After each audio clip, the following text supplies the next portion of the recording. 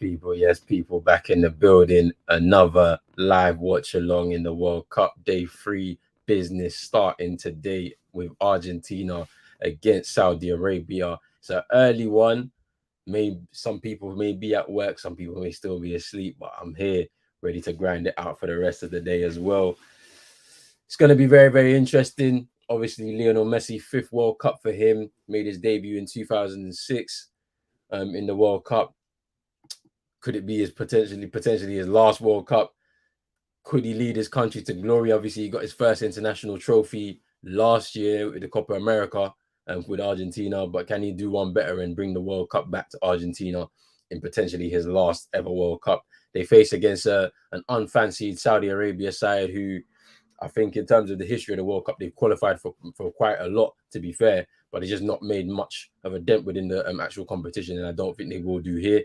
I think Argentina's quality is going to shine through. It's going to be interesting to see how Saudi Arabia actually set up. Are they going to be very defensively solid in order to stop the attacking threats of Argentina? It's going to be very interesting to see what happens.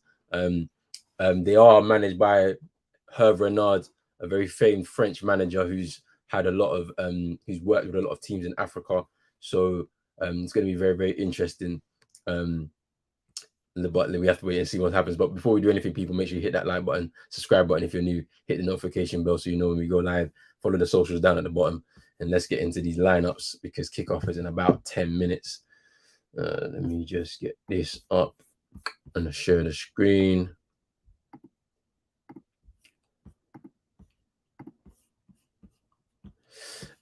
And we'll go through the Argentina side. I think they're playing with a 4-2-3-1. It says 4-5-1 up there, but I think it's a 4-2-3-1. So in terms of the goalkeeper, it's Damian Martinez. The back four is going to be Nicolas Tagliafico. Christian Romero is being partnered with Nicolas Otamendi and Nahu Molina. Make up the back four. Then the two in midfield are going to be Leandro Paredes and Rodrigo de Paul.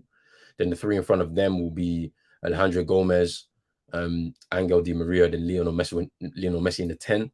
And then up front is Lautaro Martinez. Now for the Saudi Arabia side, they're playing with a 4-4-2.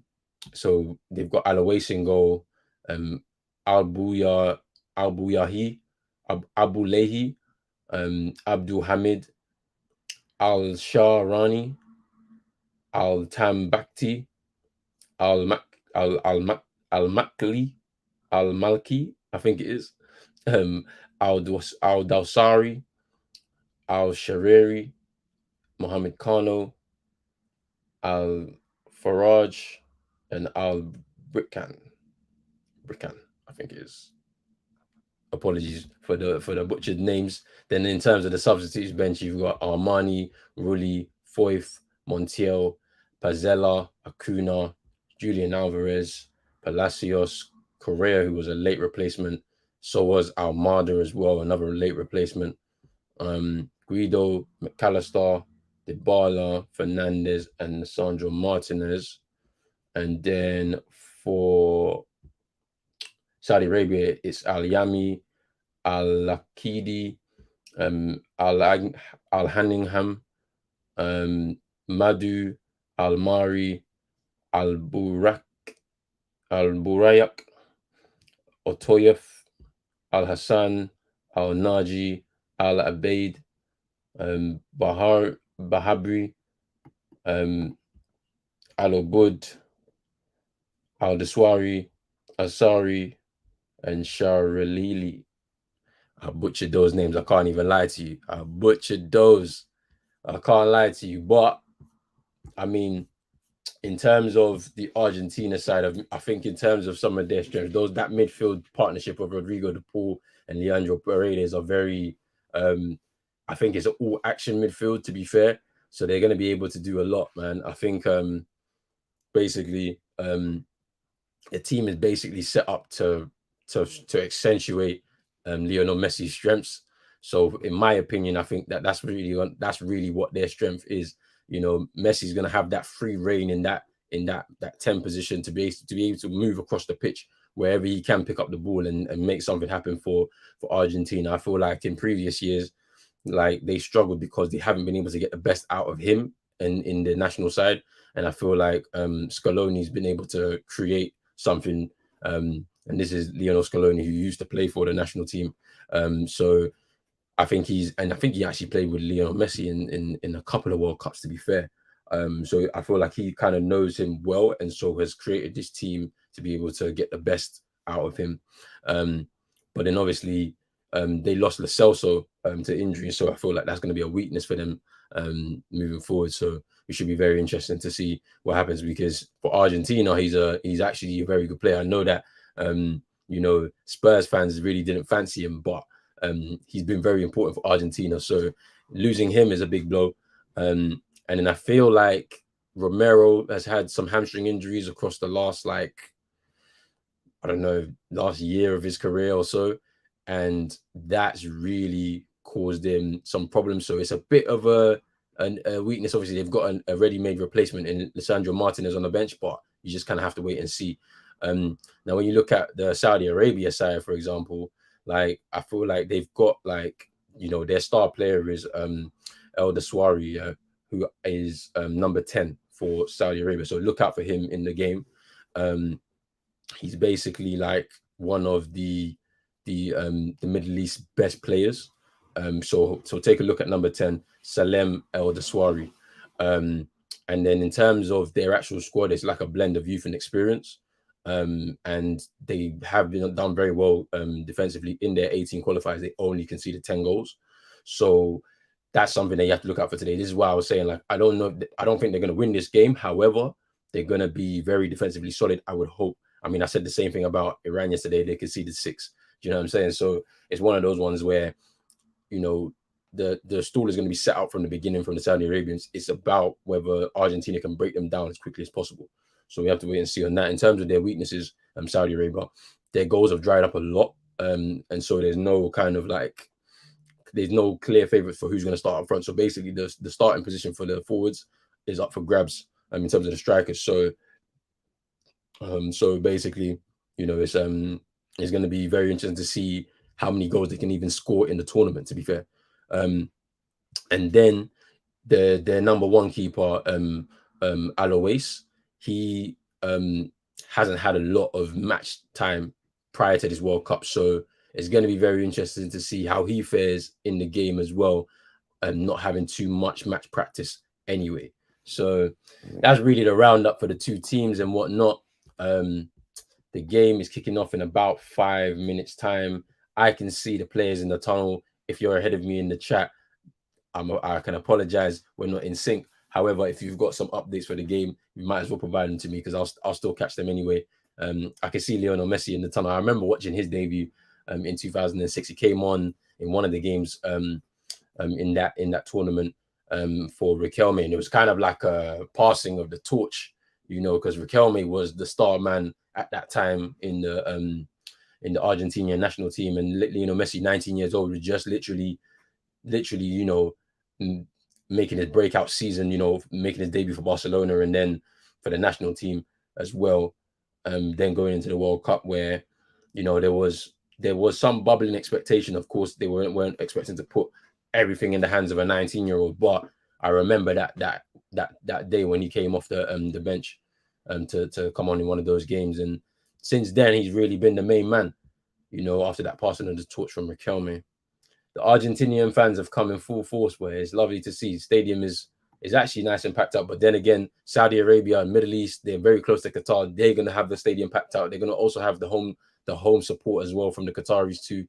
So it's going to be very interesting. Big up man like Munzi.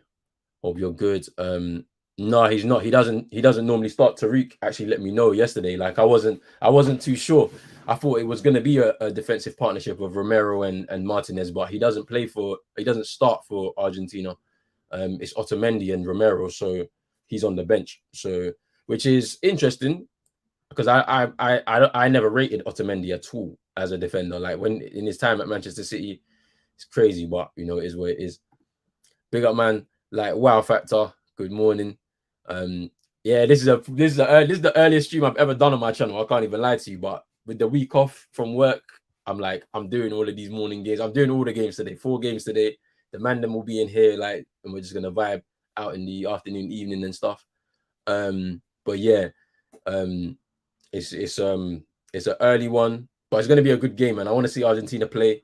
I want to see Messi, man. This potentially his last World Cup, so you have to kind of cherish the moments that you've got. So I want to see him today. Probably a 6-0, maybe 8. You never know, man. I mean, I've seen Saudi Arabia hold a 6. I think with Germany in 2002 or something. There was they held like 6 or maybe 8 in that, or 7 or 8 in that game. So it could be. I mean, as I said, they only conceded 10 goals in 18 qualifiers prior to this tournament. So, defensively they are good, but then again, they've not faced any quality like Messi and Di Maria and that. So it should be very interesting. And then the big game tonight is the Suns versus the Lakers. LeBron and CP, the hype. Oh yeah, I definitely am not streaming that. I got the morning games again tomorrow, so I can't watch that game. I'll try and catch highlights throughout the day and whatnot, but it should be very interesting still. Bro, what's going on with this stream, fam? Bro, it keeps cutting off. Nah, they're back. They're back. Saudi Arabian national anthem. They are there in force, and it's not surprising. When you're in the region, their fans will travel, and their fans have traveled. It's going to be interesting to see what happens. I mean, don't forget, in I believe it was 2010, Argentina played Iran in the group stage, and they struggled against them largely. At the time, it was Carlos Queiroz who was the manager then. He's the manager now. They struggled, and Messi had to save Argentina that day with a last minute winner. So, it's going to be interesting to see what happens, because the hopes for Argentina are all on Messi's shoulders to bring home this World Cup, man. That it's been elusive. I think the last time they won it was in the 80s. Let me just double check. I think is it 86 they last won the World Cup. I'm gonna just double check. In terms of their record.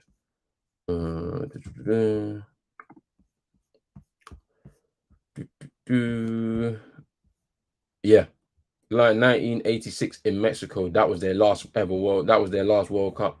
They've only won it 2 times in their history. They've been runners up 3 times. 1930 in terms of the first World Cup, they lost to Uruguay in their home World Cup. Then they were runners up in 1990 in Italy, and then obviously runners up in 2014 against Germany, and they've won it twice: 1978 as hosts, and then 1986 in Mexico. That was obviously the infamous Hand of God tournament and all of that. But it's going to be very interesting to see whether they can bring it home. Obviously, they won the Copa America last year. It'll be interesting to see if they'll make it this far this year. It's gonna be interesting, man. Like I'm actually happy to see this, man. Like I feel like, as I said, this World Cup is interesting just because we've got players that are really on form. Do you know what I mean? Like it's like the season only just started a few months ago, 3 months. So they're everybody banging in form, banging conditioning. So you're going to expect to see a lot of goals. You're going to see great football. We're not going to see tired bodies and people breaking down. I mean, I know there's been a lot of breakdown and injury, but that's just kind of part and parcel with it. Like, with the game's been so thick and fast and so squashed together, truncated, like, start to the season, just so we can accommodate this World Cup. Of course, there would have been some people dropping off in terms of fitness, but for the most part, most of the players fit, healthy, ready to go. Do you know what I mean? So it's very, very interesting still. I can't lie to you. I'm actually loving the support though from the Saudi Arabians though. Like they've really come across borders and come to support their country in Qatar, and it's nice to see like they're gonna fill up the stadium at least for all their 3 games. But the kickoff is about to start. I believe they've already kicked off soon. I'm probably about 2 minutes behind because I can see it's already 10 past 2 past 10. So I'm sure they've already kicked off. But mine is still slow. It's kind of mad. I might refresh it though.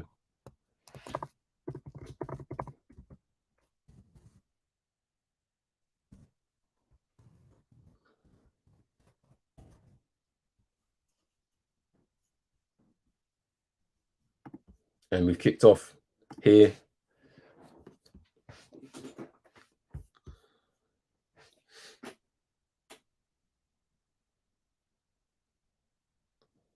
it's going to be interesting to see how Saudi Arabia set up from the beginning. As I said, they've not conceded much in terms of qualification on the way to this tournament. 10 goals, 18 in 18 matches.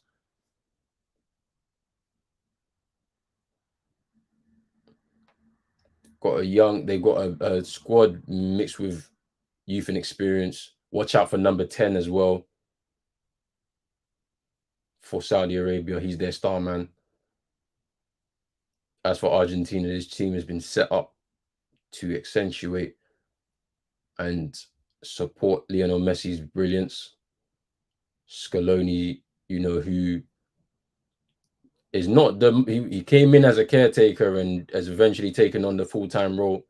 Former player for Argentina himself.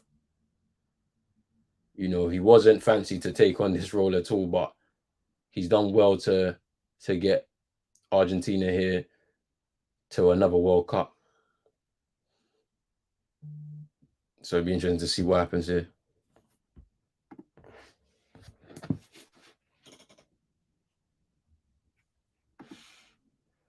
Messi already saved it, bro. Then that means I'm already behind, fam. Here's Martinez. Messi already. Yeah, look, I'm like a couple minutes behind you. I'm like a minute behind you, I think. I'm a couple minutes behind in like real time, and this is what happens when you're having to watch these on these apps and you can't watch it on the TV. Because I could move to the living. I'm gonna test it out before the end of today. I'm gonna test it out and see if I can switch to the living room and do some of these streams from there. But that's already a save. Al-Awais, the goalkeeper I mentioned before for Saudi Arabia, he's not had much match practice, so prior to this tournament, so it's good save for him, good early save, got his hand on the ball, so that's a good start for him.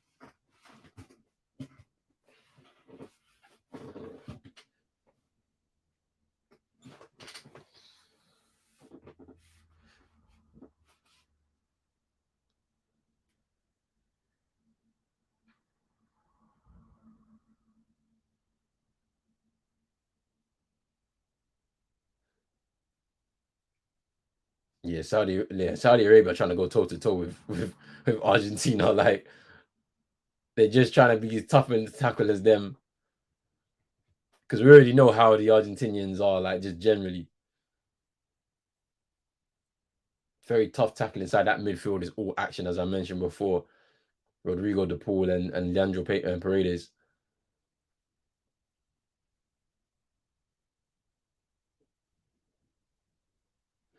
Hervé Renard is also an experienced coach. He knows how to. Ooh, that's a foul on Lisandro Martin. Lautaro Martinez. Sorry.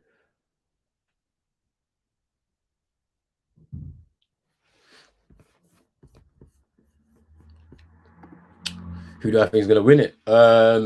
I think Brazil. I want Brazil to win it. But yeah, as I mentioned before, the four favorites for me are Brazil, Argentina, France, and England. And then I put Germany just in behind them as well. There. So those are the five kind of teams I'm looking like they could potentially win it. I think it's too early for Spain. Portugal, I don't think so. I don't think they can. I think just because of Santos and the way he plays, he's too pragmatic. I think it works in certain situations, but it's not going to get you throughout a tournament where you basically, when you get to the knockout rounds, it's a shootout. And Senegal, how realistic without money can they get through? It's the thing about it is like yesterday was harsh on them. They lost 2-0, but it wasn't a 2-0 kind of game, too comfortable. Do you know what I mean? So like I think, yeah, look, Hervé Renard, the coach, like he's a very experienced coach. He knows how to get the best out of teams with like lesser players. So it's going to be interesting to see how they fare throughout this game. But Mane's injury is a big blow for Senegal. I think the game that they play next against Ecuador really tells you whether they'll qualify from the group, because their final group game is going to be against Qatar. So I think they'll beat Qatar. If they can get a draw or beat Ecuador, then they go through. they go through to the knockout stages. But that next game against Ecuador is so crucial. Like they have to win that game. I think just have to win it. So we'll see. Because obviously Ecuador's final games against Holland, and then that's where you can take advantage. You know what I'm saying? France. I mean, obviously everyone's spoken about this World Cup curse. You know, the previous winners ending up in the group and ending up crashing out in the group stage in their next World Cup. I think they'll be fine. Obviously, losing Benzema's a big blow. Losing Nkunku as well, big blow. But they still got plenty of talent, man. They've still got Mbappe. Giroud has always been a solid performer for France. So I can see him being solid again. Corner to Argentina. Alois just punching away. But Argentina have it again. Here's Messi. Di Maria gets fouled there. Free kick. But France, I think will still go far. We're watching them today. They play Australia. They're in a group with Denmark, Tunisia, and Australia. So that's going to be interesting to see. I think they navigate through that group pretty comfortably, like as much as we know. Defensively, you know, it's interesting that they've, you know, apparently they're supposed to be starting Konate and Upamecano today. So we'll see how they fare. Don't really rate Upamecano too much. You know, he was highly rated when he was emerging as a youngster for France and then moving over to Germany, Leipzig, and then to Bayern Munich. But don't really rate him that much, Messi. Oh, whoa. What's happened? Possible penalty. So they've given it. For what, though? This is for what exactly?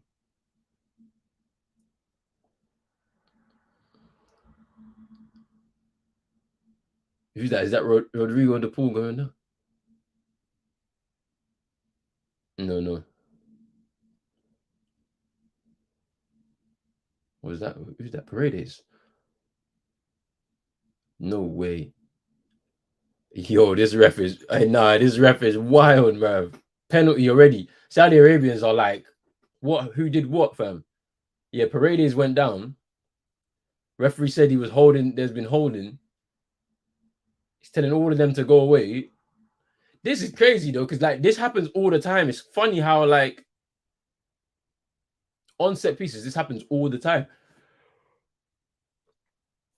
This happens all the time on set pieces. So I don't understand how they've caught it on this one. I mean, yes, he's holding him. Yes, by the letter of the law, that's what happens. But like, that's crazy, man.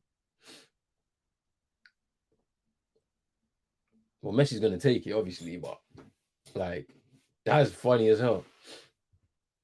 That's funny as hell. I can't lie. Yeah, it's a goal. You're breaking. You're going ahead. You're going ahead of me. That's crazy. Lionel Messi's missed only 3 penalties out of 24 for Argentina in total.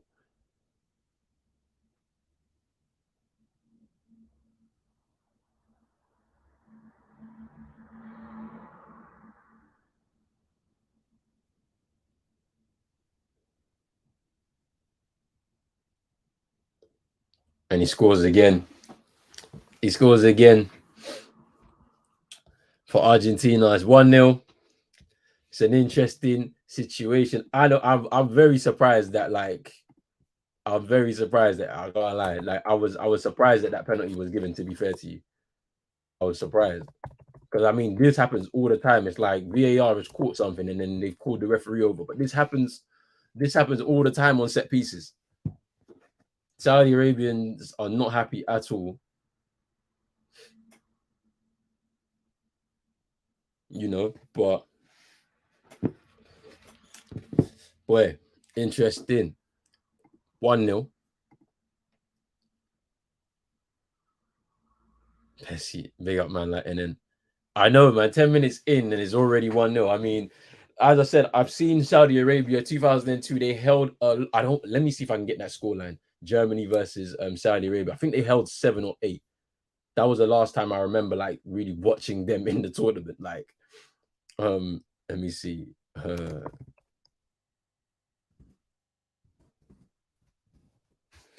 Let me just see.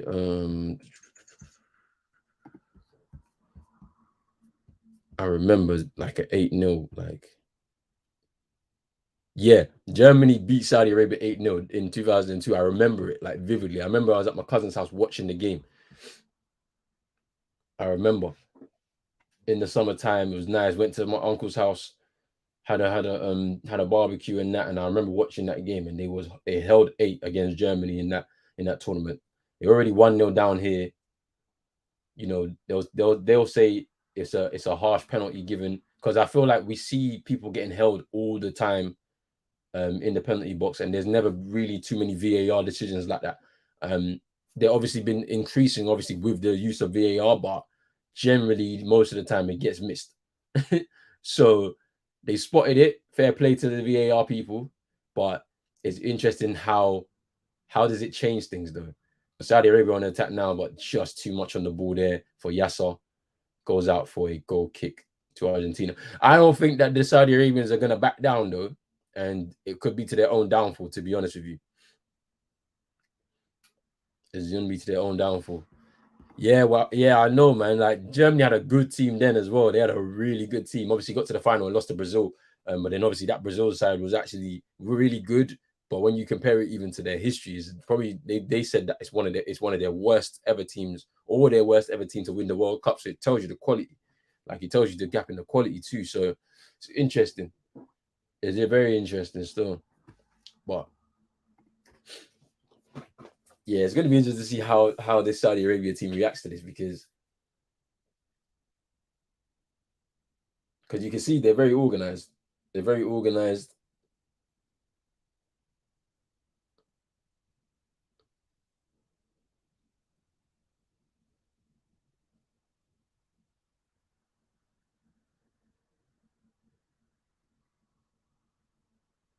It's Romero.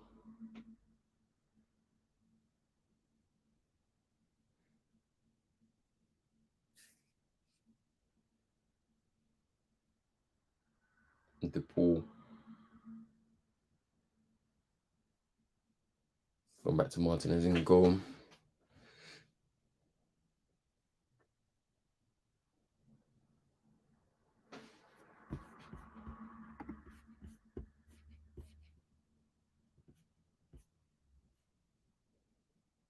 Di Maria just took his eyes off the ball there.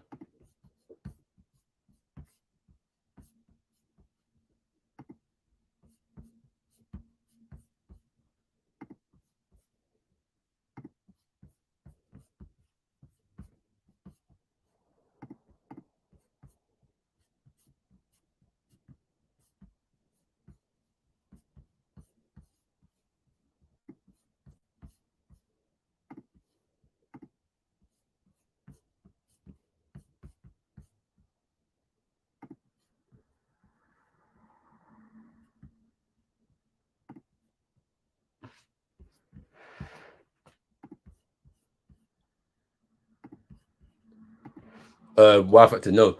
Basically, for a lot of these countries, generally you see them all play in their country. So every single player in this Saudi Arabia squad are all playing their trade in Saudi Arabia. I think for them, you know, I think for them their focus is their national team, and helping their league. Plus, I think the standard of football that they have is not as good as, or I don't think would really entice scouts in Europe, I guess.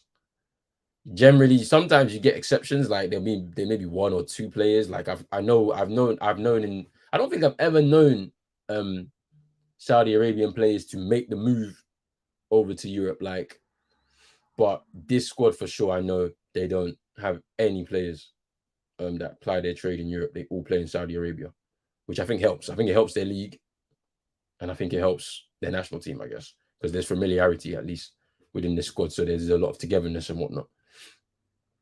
they know each other as well. So, but it's a free kick to Saudi Arabia now. Nothing comes of it, and it's cleared by Argentina.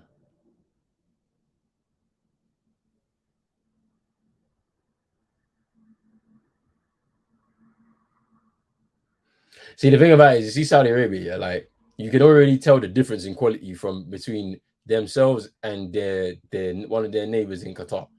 Like Saudi Arabia players can actually find each other on the pitch. Like, you know what I'm saying? They're not afraid of this Argentina side. It's very clear and evident. Like they know that they've got a lot of support in the stadium too. Like, not to say that the Argentinians are there too in force. I can't lie to you. There's a lot of them there. They traveled, but Saudi Arabia got players in there too, and got their fans in there too. And they come forward now, cross, into the hands of Martin. It's a good cross. I mean, I think it was more towards the keeper, too much towards the keeper, but they ain't gonna back down, man. It's gonna be. I can already tell this is gonna be a good game already. Like, because yeah, Argentina. Like, I don't think it's. Like, it even took a deflection, so cross was going in the right direction. But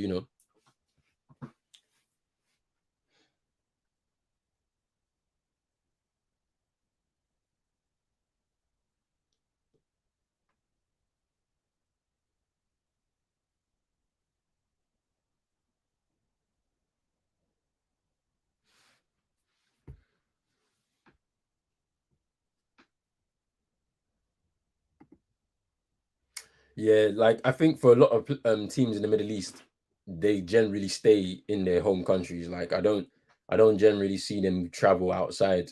And I feel like also lifestyle comfortability, like you know, as well plays a part. Here's their star man on the ball, trying to find a teammate.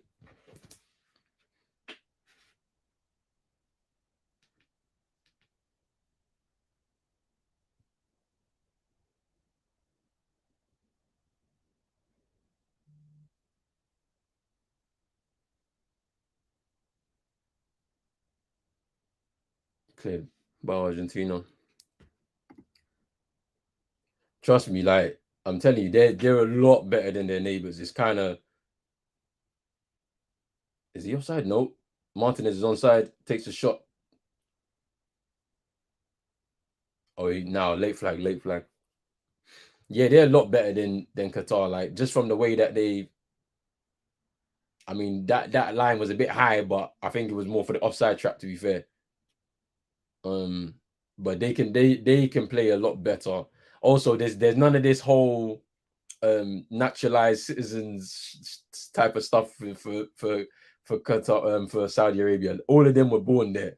Like they're from the country, so they really from there. It's not like they was enticed to come and play for their national team because they ain't got the ballers like that or man are in an academy all together and all of that. Like nah.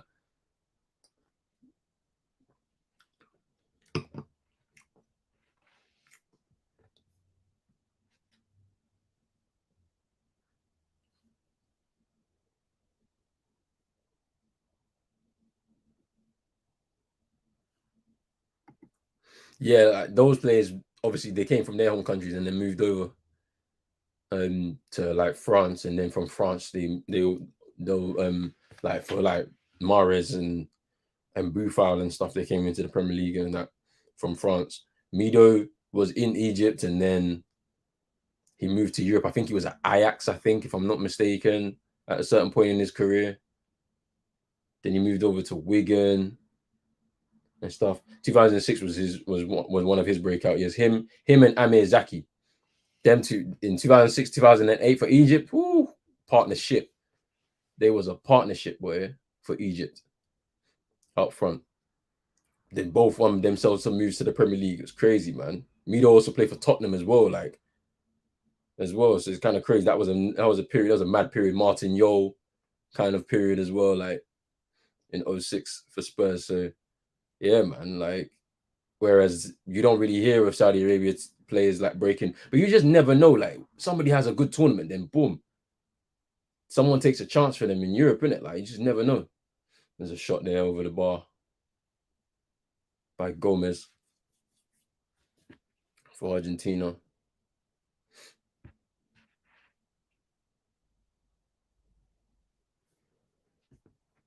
That's true though. They might be Sudanese though. They might be. You know what I'm saying? It could be. You could be. You could be right there.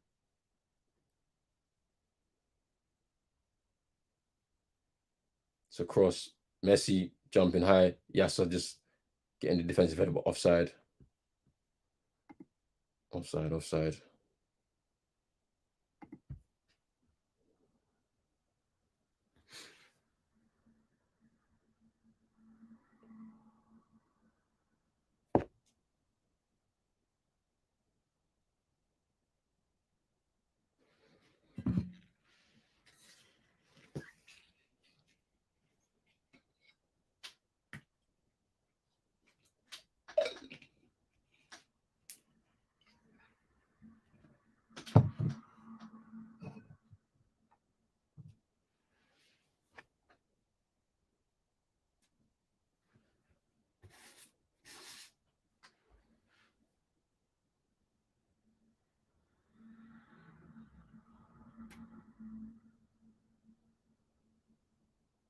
And there's a foul.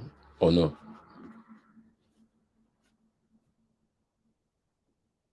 Saudi Arabia haven't had an attempt on goal just yet.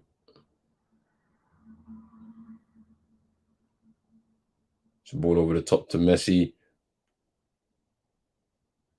And he scores, but offside. Yeah, I'm bare far behind, fam.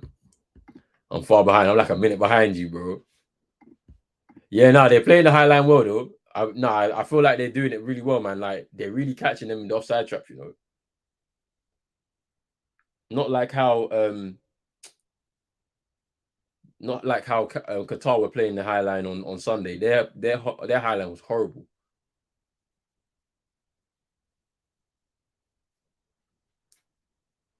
But I think it's only a matter of time when they don't play it well.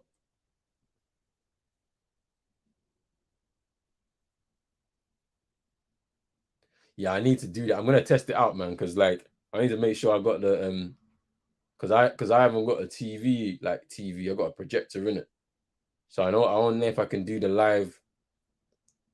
Because if I get an ITV app on my projector thing, yeah, I don't know. I might have to do a live TV like feed. I don't know how I'm gonna do it. I need to figure out before Thursday though, for the Ghana game, because I'm definitely doing that in my living room. I'll figure out.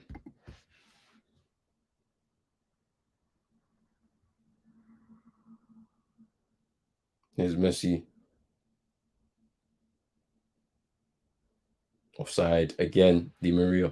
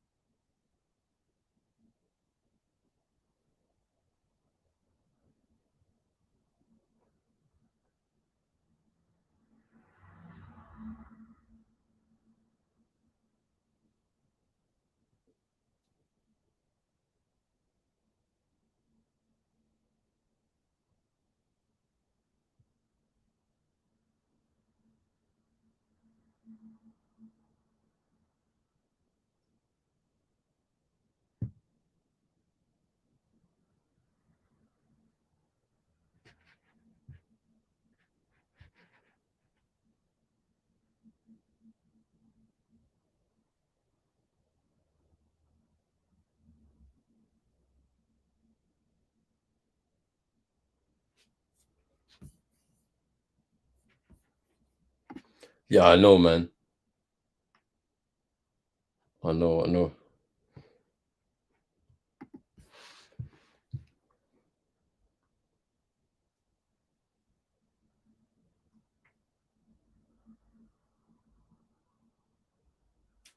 Otamendi goes down.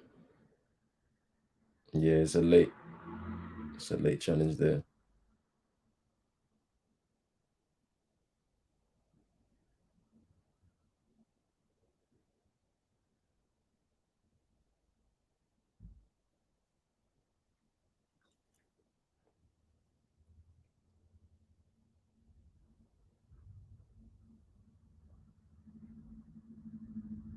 25 minutes gone. 1-0 to Argentina. Messi from the penalty spot after 9 minutes.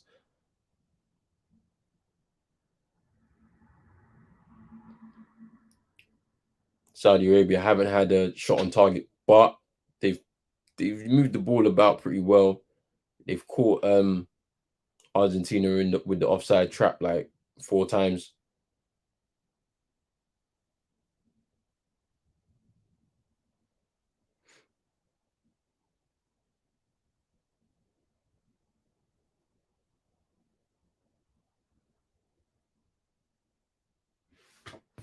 Bro, they said TV license. Relax, bro. Man's got the TV license, bro. 2 already, fam. Let me see. I'm a minute behind you, man. I need to see this, bro. Because I don't, because I'm looking at this line here, and I'm like, yeah, they're not all in sync, bro.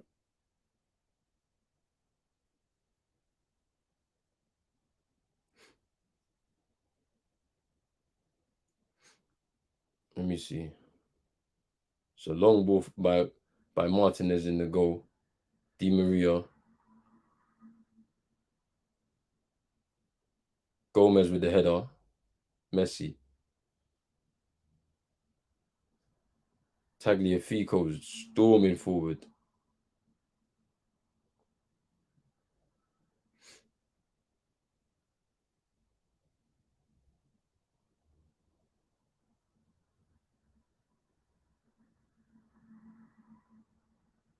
Ooh, good through ball. Martinez with the lob, the chip, and that's it. That's 2-0. Yeah, I'm behind, fam. But Martinez with the goal. Second goal for Argentina. And yeah, the Saudis couldn't get the ball clear, man. They just couldn't get the ball clear. And this is going to be a long, long, long afternoon or evening. Wait, no, morning. I think it's afternoon there. They're like 3 hours ahead of us, so it's afternoon there for sure. It's like 1 o'clock there in terms of their kickoff. They're 3 hours ahead of us.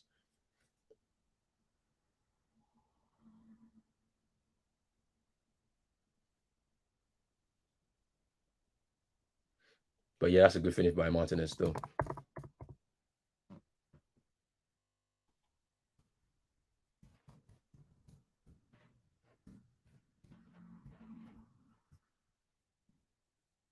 That is a good finish by Martinez still.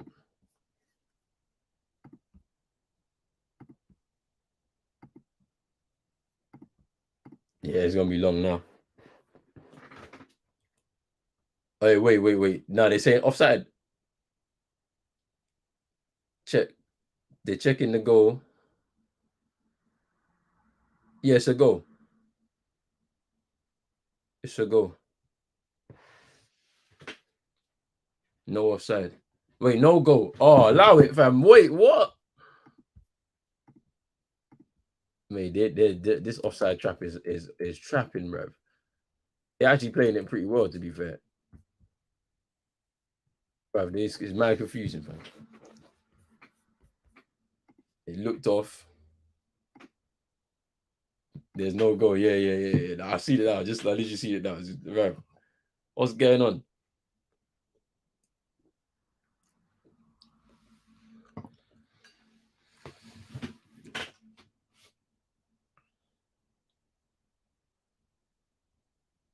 Well, that's a good ball, Set yourself and cross it. Trying to prevent the corner. Do they prevent it? Nope. It's a corner to Saudi Arabia. Now is their opportunity, man. Set piece. Try and get your first shot on target, man. That's what you need to do, man.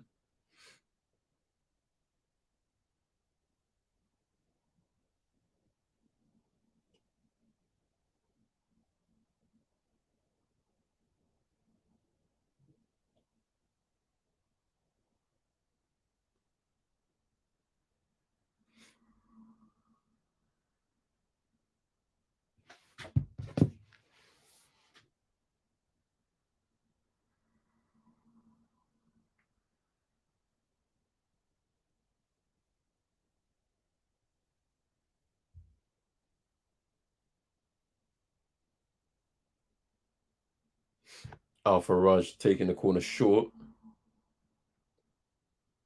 Cross comes in, gets cleared, but not necessarily out. Ooh, that's a nice turn away. Gets fouled.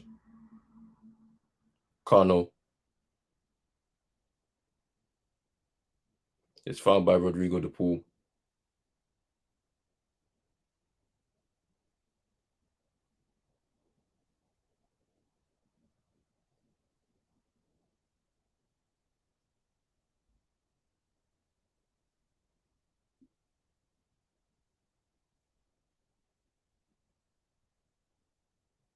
Man says, shake my hand, fam. He doesn't want to shake his hand. Yo, there's another free kick incoming.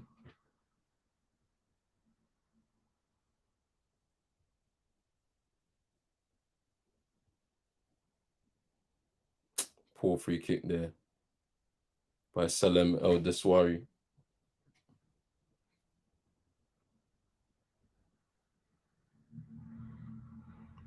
That's off again. I'm sure it's off again. Yeah, that's offside, man. They're playing this offside trap well, you know. I can't lie to you. Saudi Arabia have locked it down, bruv. They're playing with this high line and it's dangerous. It's dangerous as hell.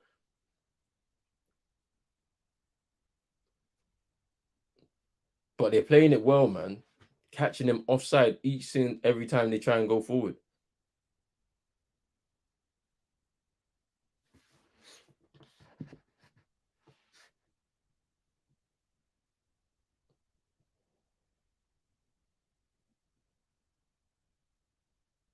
Ooh, here's Yasser.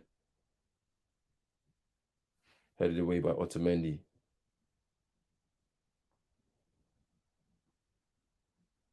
Yasser with a tackle again.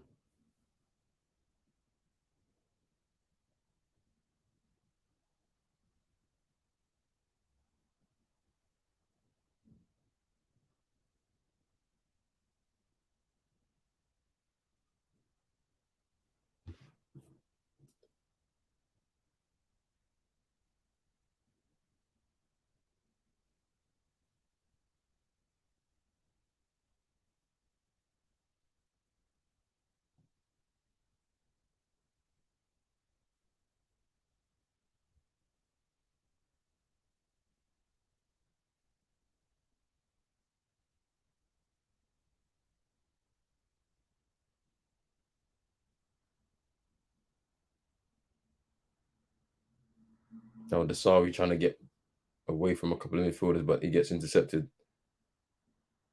Here's Di Maria. Messi. Brother, I'm seeing this again. I'm seeing this pass from Messi, fam. Just now. I need to refresh this, bro. Or find a different stream, bro. It's just the problem is there's no pop-ups with this one. This is on ITV, bro. I need to get one of them live TV things, bro. Beautiful black. I'm telling you, that offside trap is crazy, bro. But they're gonna get exploited, though. I can just tell already. I mean, there's no way they can keep this up for the whole game. No way.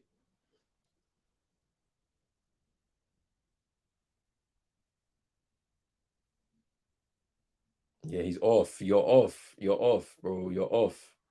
You're off. You're off. You're off, bro. Like Messi should have released the ball a lot earlier. But the thing about it is that Martin is not really blessed with pace like that.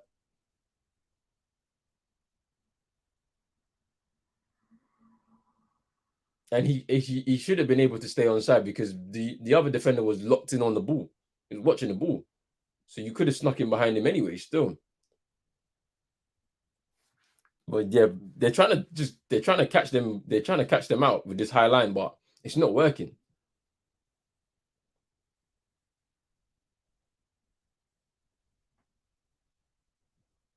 Now Saudi Arabia are actually balling a bit, you know. I can't lie to you.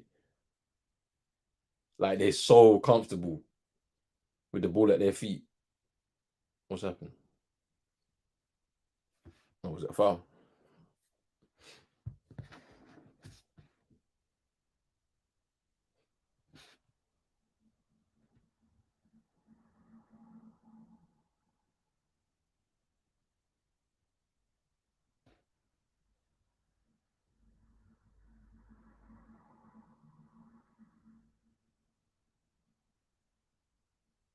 It's Romero.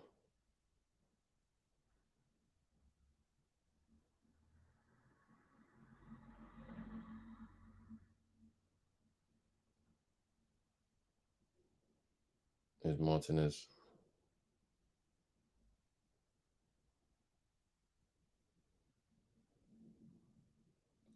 Gomez. He won the ball back. Oh, allow it, man. Oh, Desawi.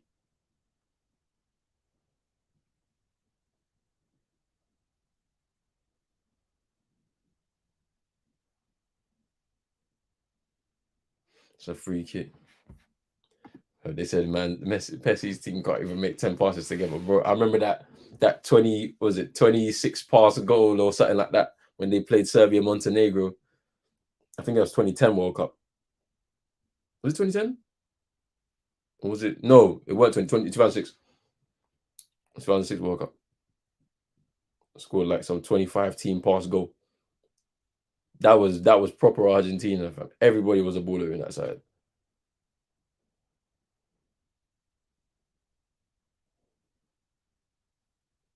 Because in 2010 they'd already broken up. Serbia and Montenegro had broken up as nations into singular nations still. This team is nowhere near the quality of some of those previous teams. So Messi's there is the only, like, I mean Messi, I mean Di Maria, you could say Lautaro Martinez is good as well. I like Rodrigo De Paul, but he's like an all action midfielder. Romero is highly rated, obviously. I like Tagliafico as well. But yeah, most of this team is not as good.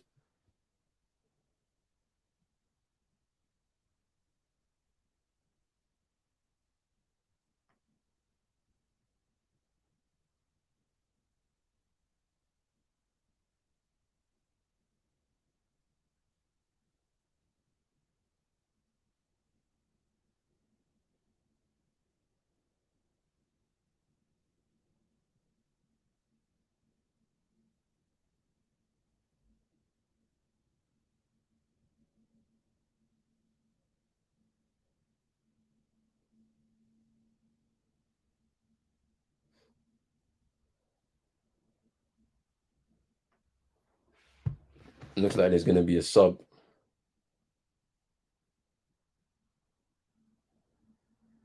Looks like there's gonna be a sub.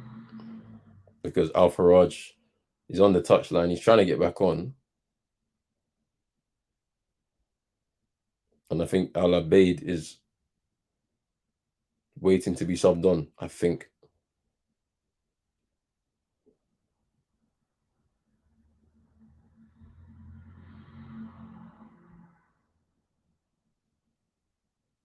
His no, I thought El Desari had the ball.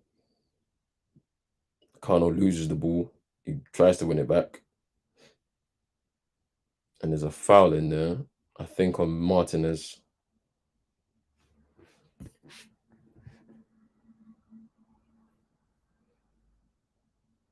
Yeah, it's a foul by Martinez, by Al Maki. Al Malki.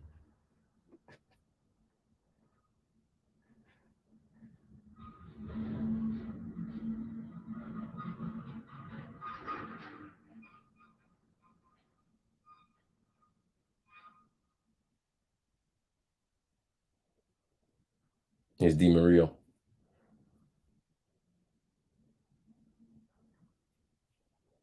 Ooh, cross. Headed away.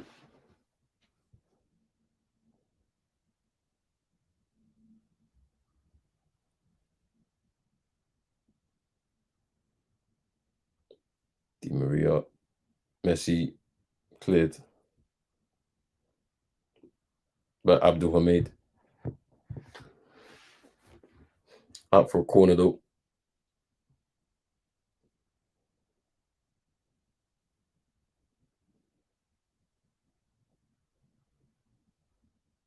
Gomez to take the corner though.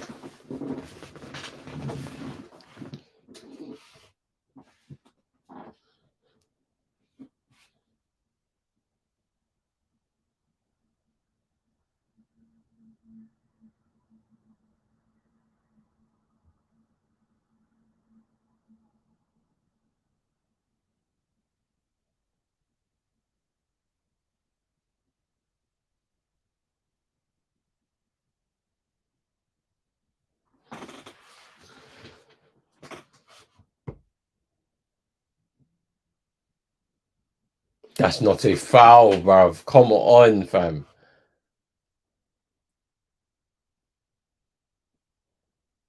Gomez has gone down in a heat. He's definitely not got the ball, but like the way he's gone down.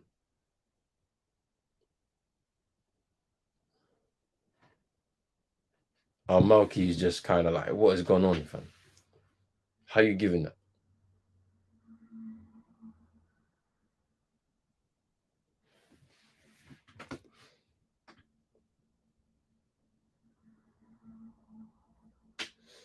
So free kick to Argentina.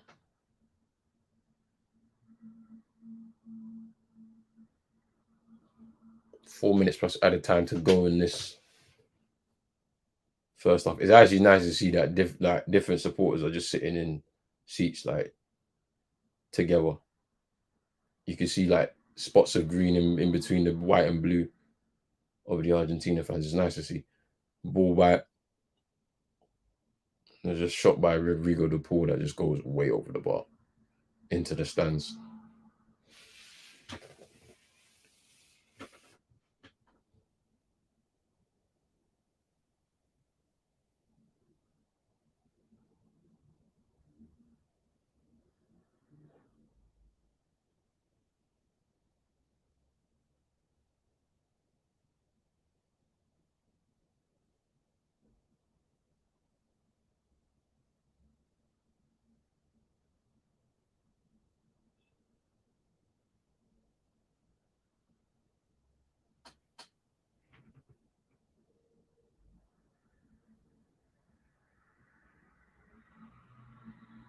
Oh,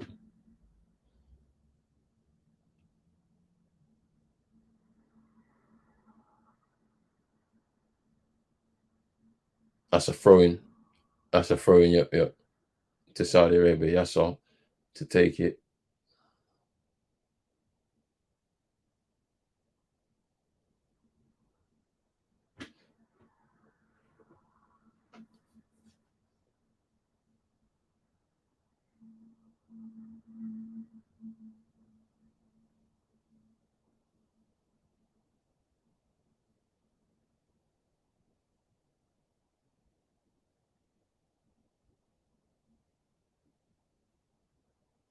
Ooh, I just seen that the slip. Salem El Deswari.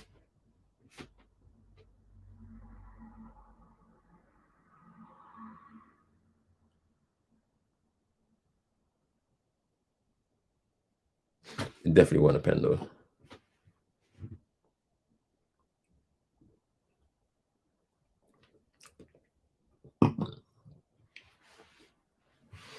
Alois just gathering that ball over the top.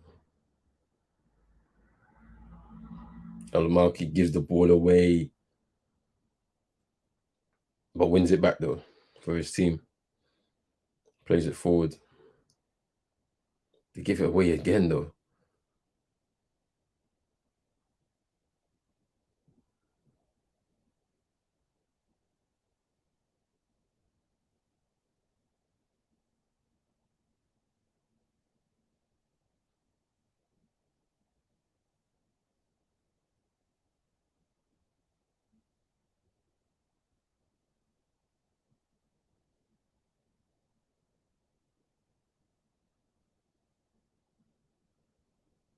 Here's Di Maria. Not seen much of her in this game. Let's see what he can do. Gives the ball away. Nope. Gathers it. Paredes. It's a good ball there.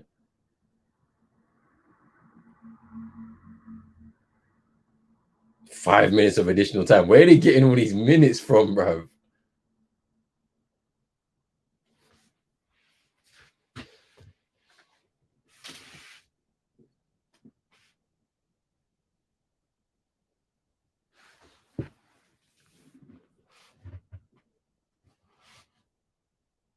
Gomez.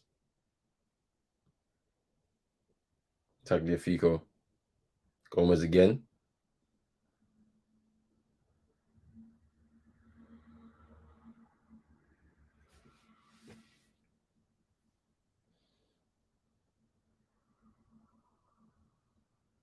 It's a good ball. The pull cross, cut away.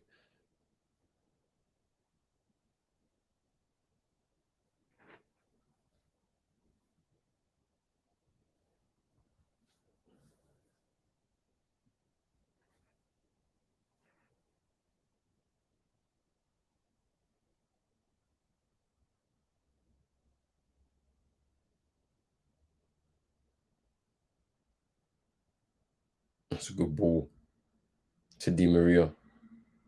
Cross. Not a good cross. Gomez will pick it up on the other side.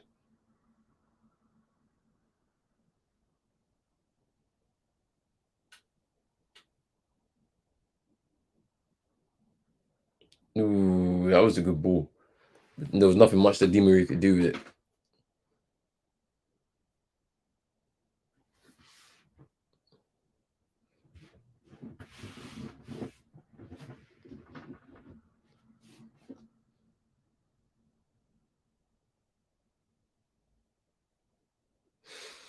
The problem for Saudi Arabia is that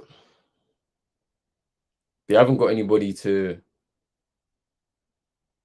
hold the ball up, or it's I think that yeah, look, he's gone down again, man. He's gone down again.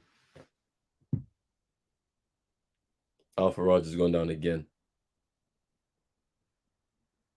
He's gonna have to come off. He couldn't wait even. He couldn't wait out till halftime.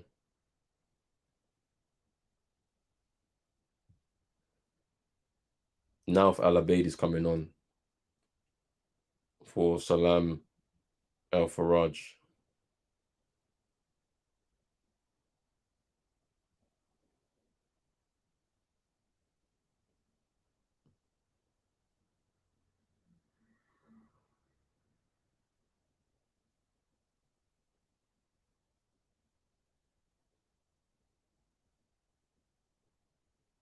33 years old.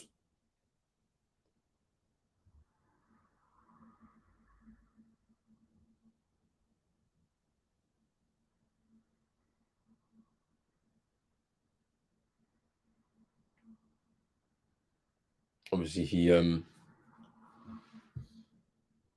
the last World Cup in Russia, he was really good.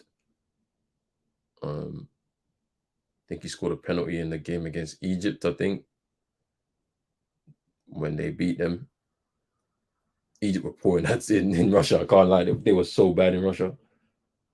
But yeah, he's not happy, man, because I think this will be his last World Cup.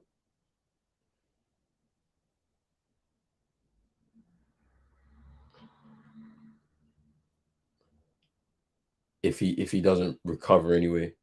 Salem El Dasari is replacing him as captain, and El Abeid has come on.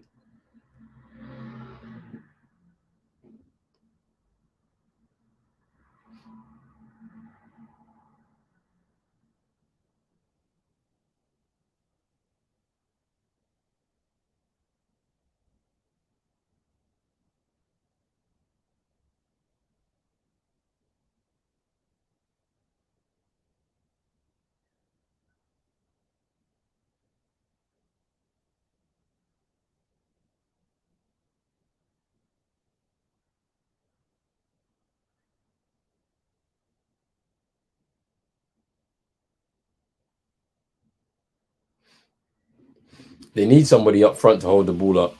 The quality of the balls need to be better as well.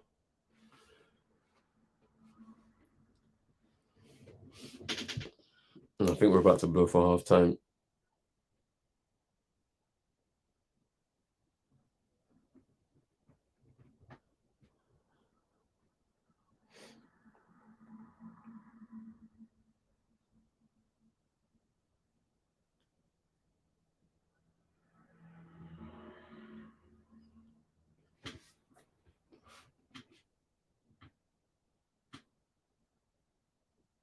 Okay, they're going to blow for half time very shortly.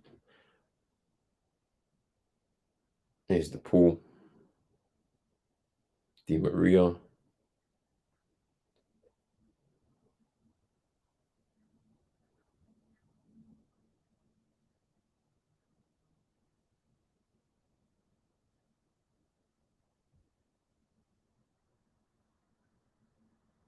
Yasser with the interception. Here's Mohamed Kano.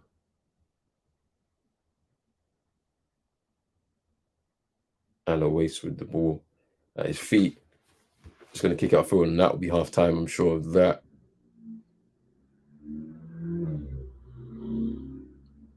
Yeah, that's half time.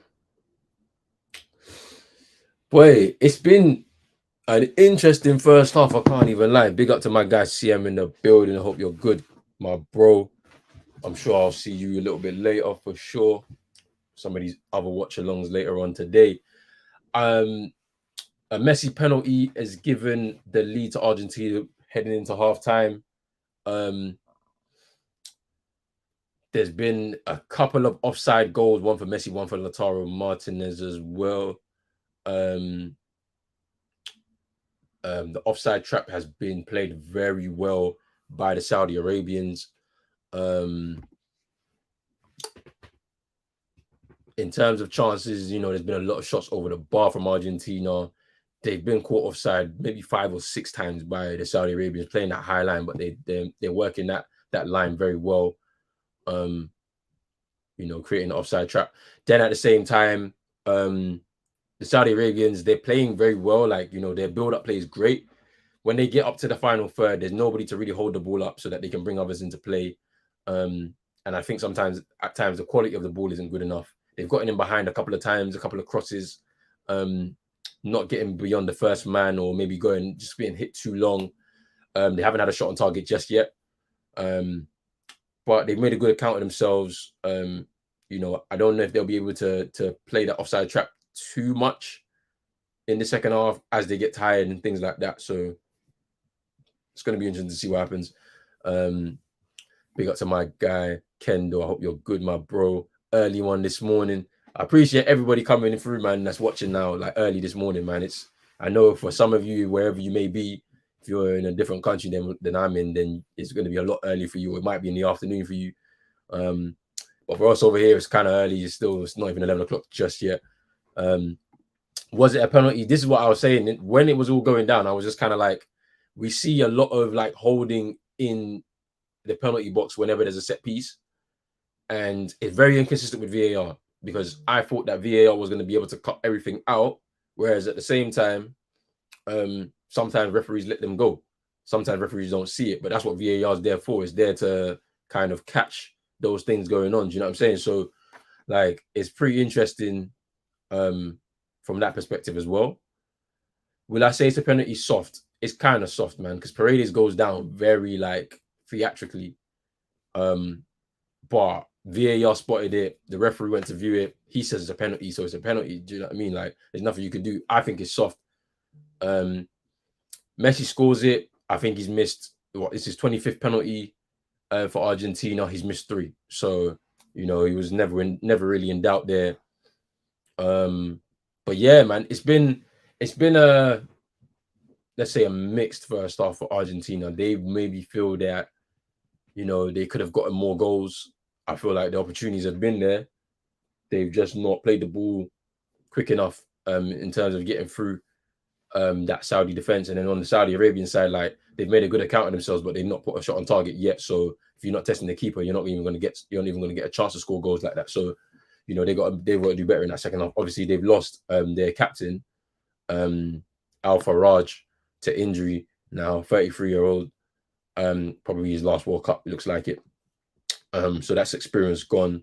Their star man, El Dasari, he's not really like made an impact on this game at all as well. Like, when you're expecting him to really be the man that's going to help them excel in this game. But, it's going to be interesting to see how they do in the second half. I mean, for Argentina with that lead, they still got more to do, you know what I'm saying, to maybe extend that.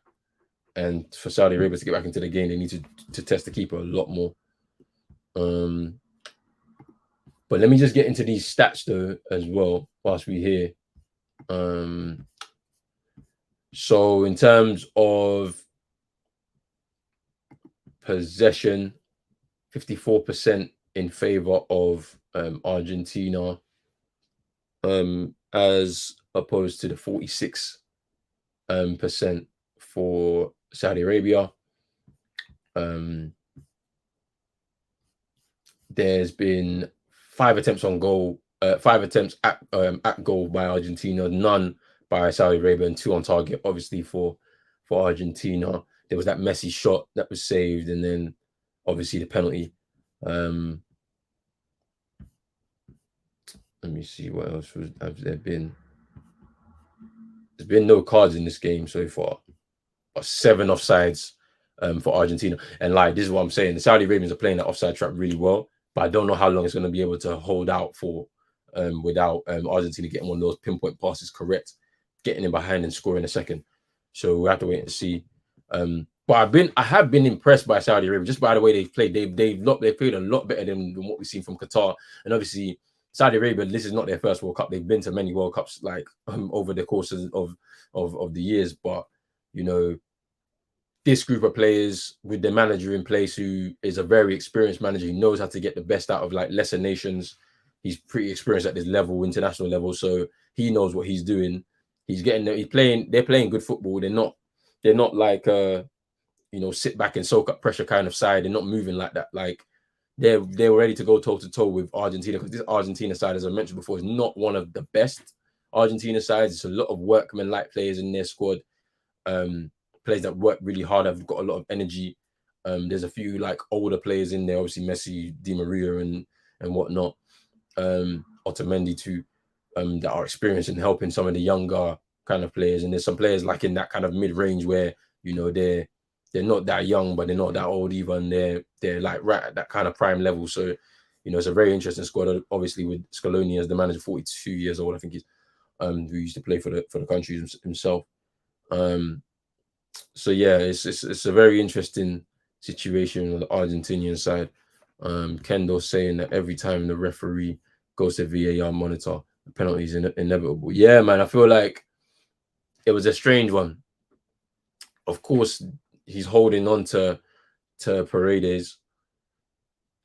He goes down too easily, in my opinion. But when you go down like that in the penalty box, like I can see that being the case. Like I can just see it just being given. Like we've seen it across the last couple of years with VAR in place, that even from a corner, a penalty can be given. So that's why you need to watch what you're doing, basically. But at the same time, it's not consistent because it doesn't happen to every single. If that's the case, then there'll be a lot more penalties than what we've been seeing with VAR. So sometimes they give them, sometimes they don't. Do you give it 10 minutes in? Like, I don't know. I think you let it go type of thing and then just let the game flow, because I feel like if Argentina don't score, it becomes a bit more frantic for them. We might see a lot more chances on goal. Then on the other end, it's like Saudi Arabia can also exploit. So it's interesting.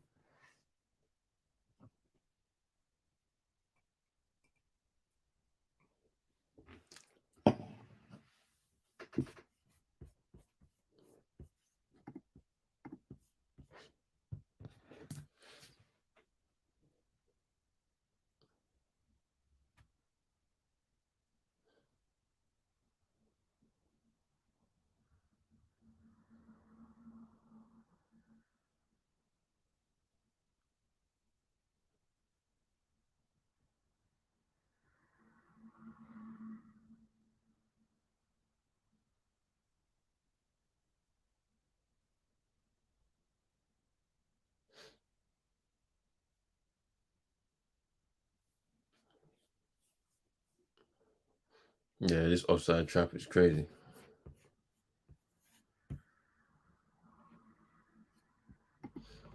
The Dutch Football Association corporates are to blame for the introduction of VAR. I feel like they've been calling for this for a minute though. That's the thing that makes it very interesting. They've been calling for this for a minute.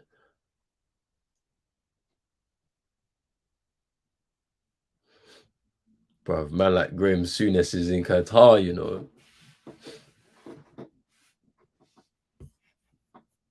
And they share their ideas with FIFA. Look at Roy Keane as well. Joe Cole's doing the business too, fam.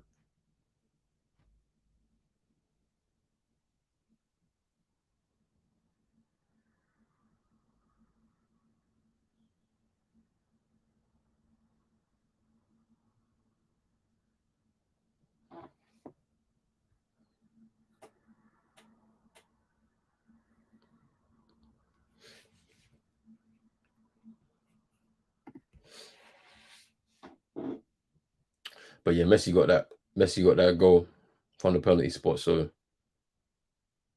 for them, they're good. Do you know what I'm saying?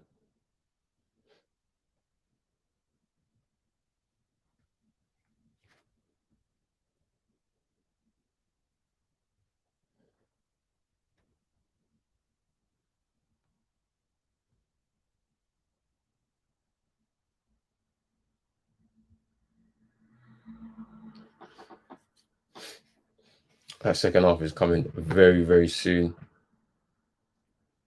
Should be very interesting to see what happens in the second half.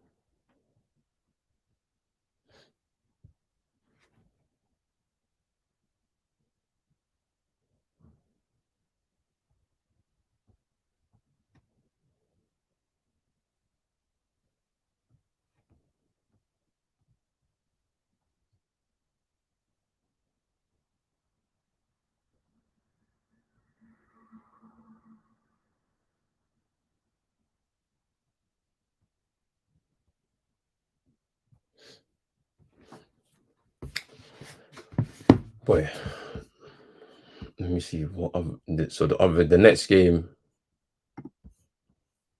that we've got will be Denmark Tunisia. Should be an interesting game because obviously Denmark kind of looked at as the new dark horses, kind of replacing Turkey in previous tournaments and whatnot. They've got a good squad, nice blend of youth and experience in there. And I feel like they, making the semi-finals of the Euros last year, they could cause a shock in this tournament, man, with the way they play. Obviously, when they face some of the stronger nations, then that's when the real test will come. They already have France in their group, so that will be interesting. And after that, we got Mexico, Poland to finish off this group in Group C for their opening games. That should be a very good game as well. Mexico side are not the Mexico that we've known from previous times. Um, a lot more Mexican-based players, according to my guy Santi. Big up to Santi as well, still. But yeah, that should be an interesting game. And obviously, Poland side, um, headed up by Lewandowski. Then it's France versus Australia in the final game of the day. The French side, defending champions, looking to defend their crown. Can they do so? Had a couple of injuries. Obviously, don't have key players like Kante and Pogba in the midfield. A bit of a changing of the guard with Chouameni and Camavinga making their moves to Real Madrid over the last couple of seasons, and now will be partnering with each other in midfield. It should be very interesting to see as well. But this game should be starting up soon for the second half, and I can't wait to see Mbappe try and make his a bit of a comeback, if you will, like in terms of what happened at the Euros. He had a pretty poor tournament by his own standards, and there'll be a lot of expectation on his shoulders now with Benzema no longer part of the squad. Can he do one better and push forward? But we have to wait and see on that still.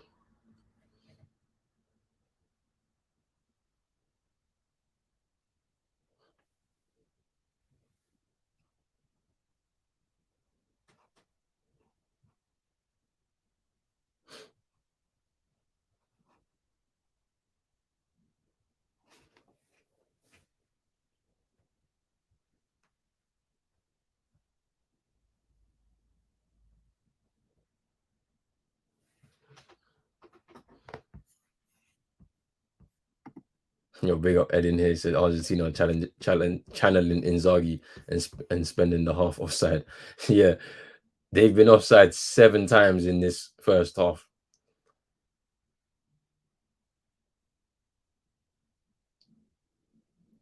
Saudi Arabia played the offside trap pretty well, though. I can't lie to you, pretty well. I don't know how long it's gonna last though, because that high line is it's very high. I can't lie.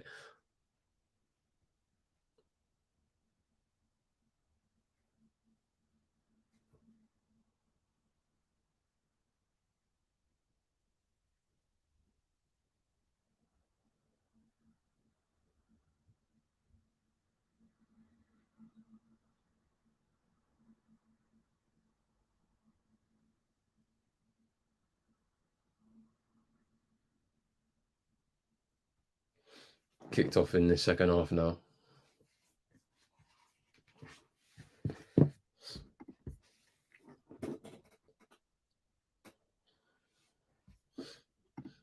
So you love a green kit. The kit is not bad, you know. I do like it. The Saudi Arabia kit, it is good, man. Like I mean, the colors of the flag is like it's pretty. Like I don't know if there's a predominantly green flag like across the world. Like I think theirs is the only one. If I there's theirs, and then there's like who's the other one? That's like green with a red in the middle. Who's that?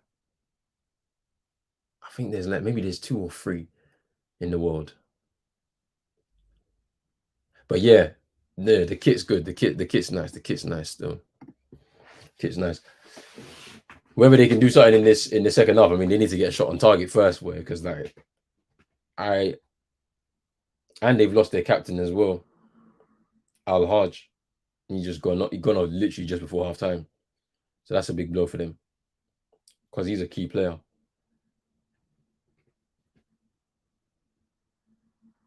Di Maria's going down. He ain't really done much in that first half. I think the age is catching up to him as well. Like this is probably his last World Cup as well. Di Maria. They've got options off the bench as well if they want to refresh the attack. They got Julian Alvarez. Yeah, Pakistan is predominantly green. Yeah, you're right.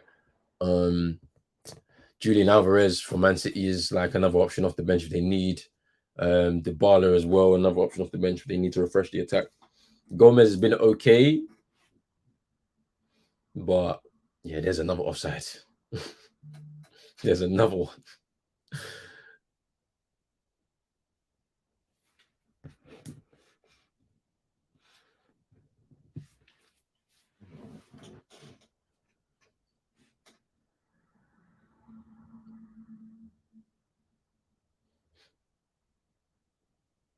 Hey, wow factor, don't tell me lies, bro. Don't tell me lies, fam. Don't tell me lies. Wow factor, don't tell me lies, you know. Let me see. They win the ball back. Al Maki with the ball. Ooh. Ooh. Oh! Oh! Hey, Argentina getting shocked, fam. Nah. They've done it.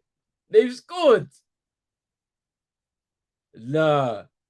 Nah. They scored, fam. No way. They're looking for offside, but it's not happening. Saleh El Shariri. Nah.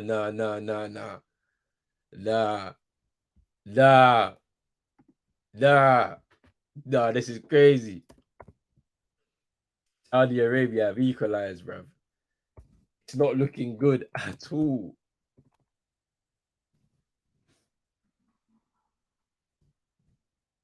Al Shairi with the goal. 48 minutes. That's it.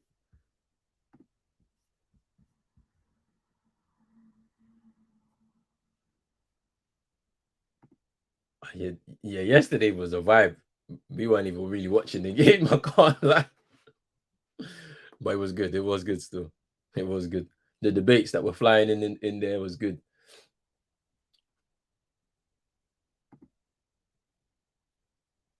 The whole Saudi's awake now, I'm telling you. Give him rolling, mate. 1-1. One shot, one goal. Yep. First shot on target, and they get their first goal. Game on. Messi in the mud. What does it mean if Saudi draw or win for the group? Hey, that's the question. If they win, it's a big, big, big time World Cup shock. Has to be, man. Has to be. Like, of all time, it has to be one of the biggest World Cup shocks ever if they was to win this game.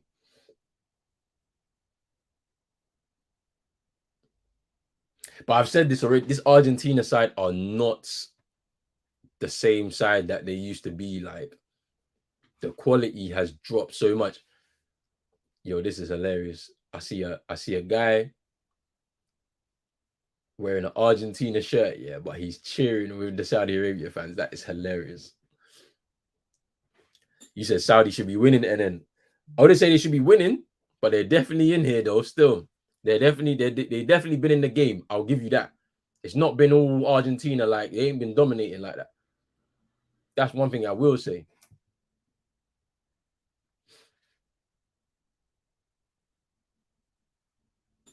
They've definitely been in the game. It's not been all Argentina. They've just not been able to put it together in the final third.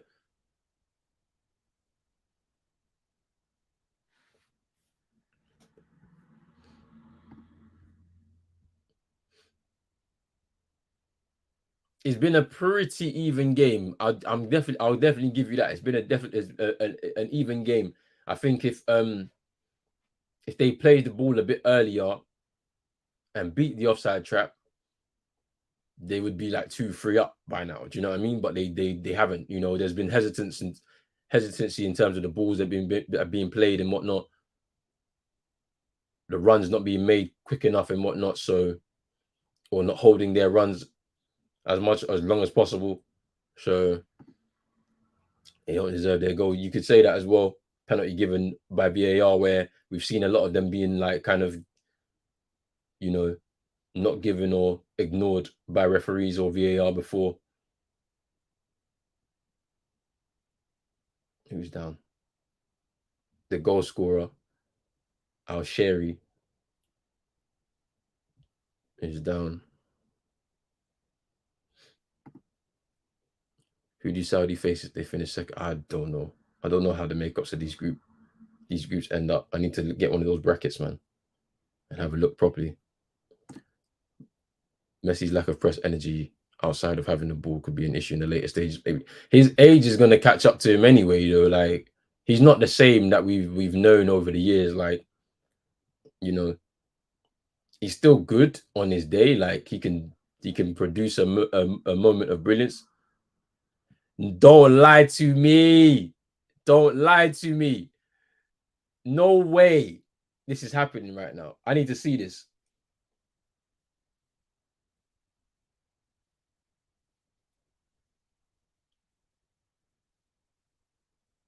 Oof.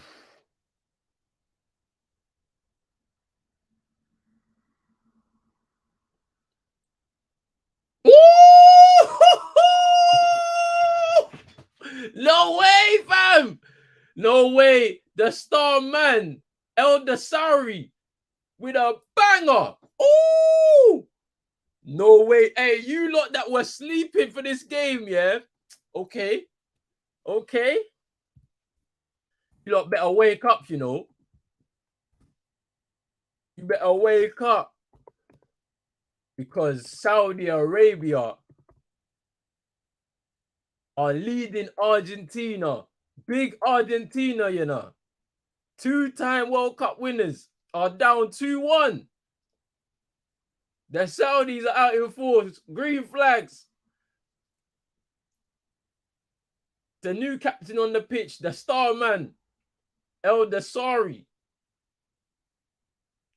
Beautiful touch to bring it down. Gets a bit lucky, turns away from free and curls it into the corner of the net past Emi Martinez. What a shot. He gets a hand on it, but it's not strong enough, man. The power on the shot was just too much. What a shot. And a goal. Bro. This is it, bruv. This is it, fam.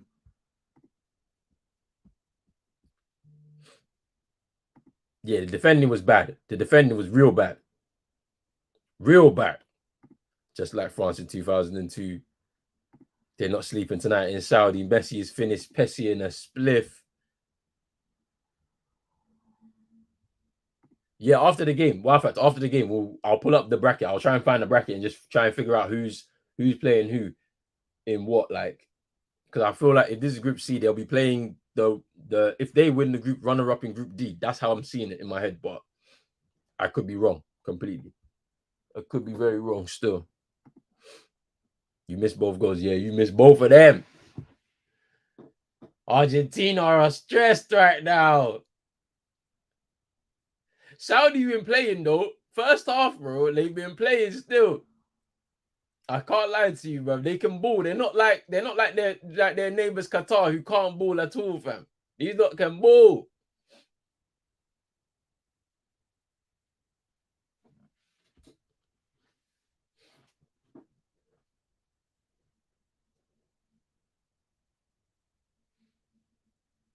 Bro, Argentina need to change something, fam, because they are not.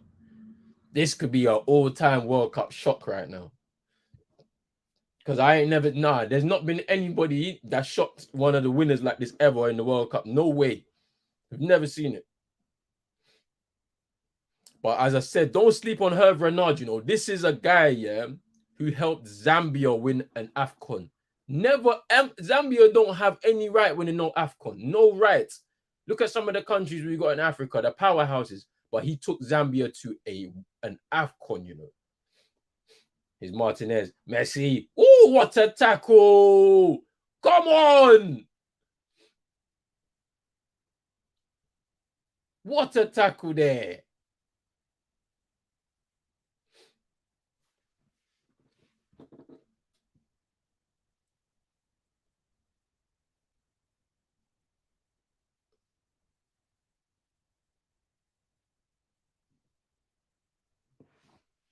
Cleared. Hey, Messi, fam. You got to save them. They built this team for you. They gave you the space to do your Messi. What's going on? And it's a foul.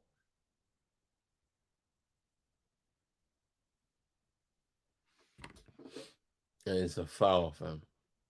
Yeah, the Saudis are fighting for their lives with these challenges there. What a block. It's a block, fam. What a tackle, fam. What a tackle. CR7 is not getting to the final. This is when it all ends for him, fam. Against Ghana, fam. I'm telling you, first day. Are you ready?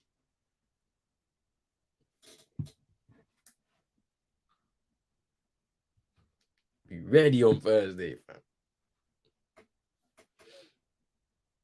This is an all-time World Cup shock. If it stays like this and the game ends, it's an all-time World Cup shock because this is, in what I've seen in the World Cup, this has never happened before. Never. But like, you gotta understand as well, like it's the Middle East, man. Like, when I looked at the stadium and I saw a sea of green like this, I was like, yeah, they came to support their nation, man. They're not far away. It's not like far to travel there and whatnot. But they are there. So they feel at home. They basically at home. So it's different, man. That helps a lot, especially in international football. When you can feel like, look, triple substitution by Scaloni, Enzo Fernandez is coming on, Julian Alvarez, Alessandro Martinez. Romero's not been great at all. Yeah, to be fair, no, Ed, you're right. South Korea, did they played Spain as well, didn't they? In that tournament, didn't they shock them as well? And I know Spain weren't the side that we saw prior to that. Like, they didn't really kick-start everything until about 2006 for them, right? Like, that's when it really started to kick into gear. But I'm sure South Korea beat Spain in 2002 as well. Turkey getting that far as well. They must have had a couple of shocks along the way, from what I remember. I was only 10, by the way, at that time, so it might be a bit. There's a few vivid memories. I know about Saudi Arabia getting pumped 8-0 by Germany in that. I remember watching that game. I remember that. I remember Roy Keane leaving the island camp after clashing with Mick McCarthy. I remember that. I remember the England goal. Sorry, the David Seaman, blunder, Ronaldinho free kick and that. I remember that. Sorry about that. But there's a lot of vivid memories, yeah. And obviously, Korea were actually really good in the tournament too. Like, from what I remember. Japan really like let them down after going out in the group stage. Being a joint World Cup in that. But yeah, pretty interesting. Yeah, but that's a shout for sure. You said Argentina, I'm gonna make it. Brings on all the subs. Take Pessi off. Hey, nah, this is mad. This is an all-time World Cup shot, man. This is crazy. But no, but Ed, I think, yeah, if in comparison, yeah, this is a lot more of a shock. Because with South Korea, home nation, Italy, very good side, even at that point in 2002, really good, right? But Korea just had something about them.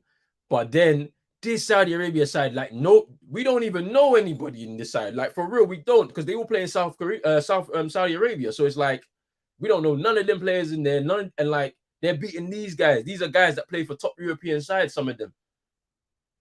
So yeah, it's got to be a bigger one still. All this talk about 30 games, 37 games unbeaten to get touched by. Yeah, and all these international like unbeaten records are not like, you don't play like week in, week out. Like, you're most of the time you're at home and you're playing against sometimes lesser nations, like, as well. Like, and some of them are friendlies mixed up in there. So you can't really take them seriously. But yo, they are getting touched right now. They actually play well. And the thing about it is, you know what's so funny as well? The Qataris are in the stadium too. So you know who they're cheering for, bro. It's so funny. Bro, we got half an hour to go. I don't know how long to go, but Argentina are on the ropes. They have not been able to string passes together at all. And they're giving the ball away again. Yeah, this is bigger. It has to be bigger. Like, out of everything, like all the World Cup I've watched, what is it, since 2002? So that's quick maths. 6, 7 World Cups. This is the biggest. Has to be. Yeah. Hervé Renard is like an all-time legendary international coach. He has to be, man. He's in the history books. Like, as I said, how are you taking Zambia with they've never won an AFCON before. He's gone in there 2 years and he turned them into African champions. Like, he has a history of taking lesser nations and exploiting a lot out of them. He also gave Ivory Coast their first, not their first, but their AFCON in 2015, I think it was. He won it with Ivory Coast against Ghana on penalties. We should have beaten them. I remember that as well. So he's a double AFCON winner. Like, so he's in international football. He's no joke. People don't know about him though, but I do. I know about this guy, man. Like, he's serious coach, man. No, maybe not at club level, but international level, he is a serious coach. Yeah, basically, isn't it? If they win, it's like they've won the World Cup for real, for real. I'll give you that for sure. If they win this game, it's basically like they won the World Cup, because these are 2-time winners. This is Argentina, big Argentina, favorites. Oh, say by Alois. Woo! Save. As I said, Alois, yeah, he's the number 1 for Saudi Arabia, but he has not had much game time at all for the Saudi Arabians. In terms of his build up to this tournament, he's had not a lot of match practice, so he's been doing really well.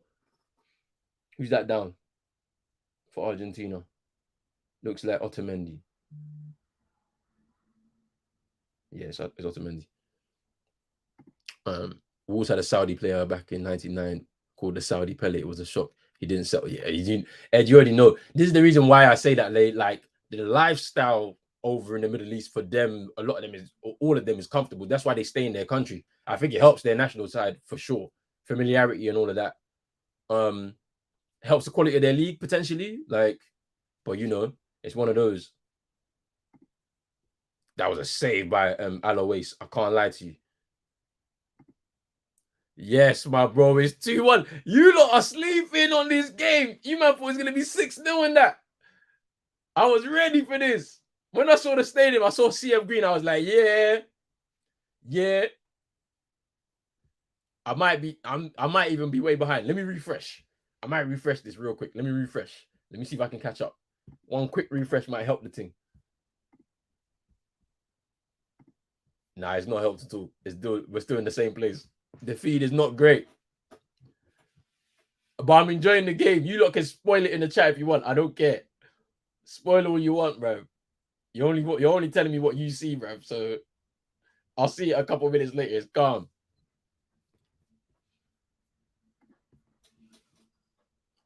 Yeah, this is peak for Argentina right now. Di Maria hasn't offered much at all. He's got to go off for sure, for sure. Definitely, he's got to go off. He has not offered a damn thing. I'll take off Gomez too, which they already have, but with Alvarez coming on. But Di Maria, he's not been great. His Alvarez now. Cross. Alois. Good gather. Good gather there.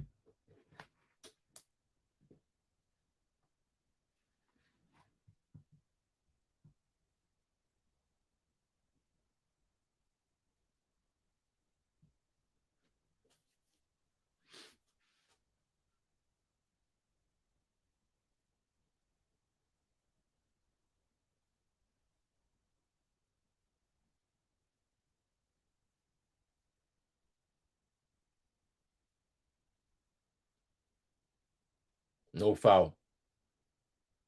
And they're going forward again. Ooh, good tackle.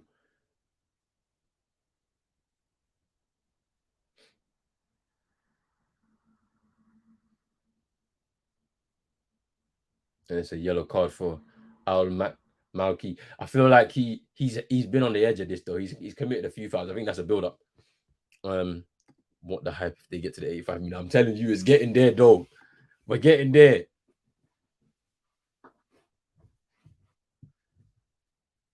They've been, hey, they know, bro. Hey, see this, yeah? You can tell Hervé Renard has done his research here because he knows you got to be tough tackling with these Argentinians, man, because they are on that. They will go toe to toe with you all day, put their bodies on the line. You got to do the same. That's the first thing. Try and win that midfield battle if you can. They're going toe to toe with them in that midfield for sure. Yeah, Renard is coaching. They're not allowing them. Don't let them play out, fam. Work the position, bro. They got to work for this position, man. There's the switch. Good tackle there.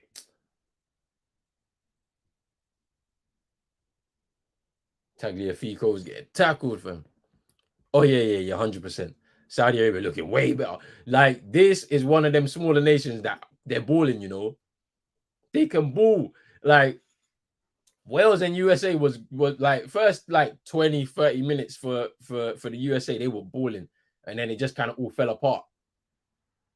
It all kind of fell apart. Like second half, they crumbled so badly in the second half, so bad. But Wales are not good. Like, and you said it last night. You was like championship level game. Yeah, it was definitely a championship level game. It was definitely a championship level game. I think for the USA side, they're young. They're very young. Like, we'll see how they'll. It's not this World Cup. It's the next one. Their home World Cup is where you got to see what they're gonna be really about. We'll have to wait and see for that World Cup for me. Like, Messi with the corner, and that's a goal kick. Yeah, 100%. There's a lot of them in the stadium. I noticed it, but it's because that's their region, isn't it? So it's easy for you to get there. Like, it's harder for like, you know, if you live in like Australia, for example. Like, I wonder how many fans they're gonna have in the stadium because, like, Australia is further from everywhere. So it's like they're pretty far.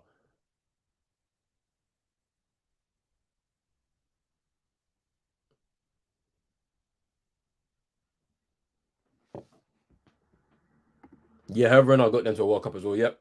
He's been with a lot of African countries though. He's been with a lot of them. Oof, what a finish. Al Desari.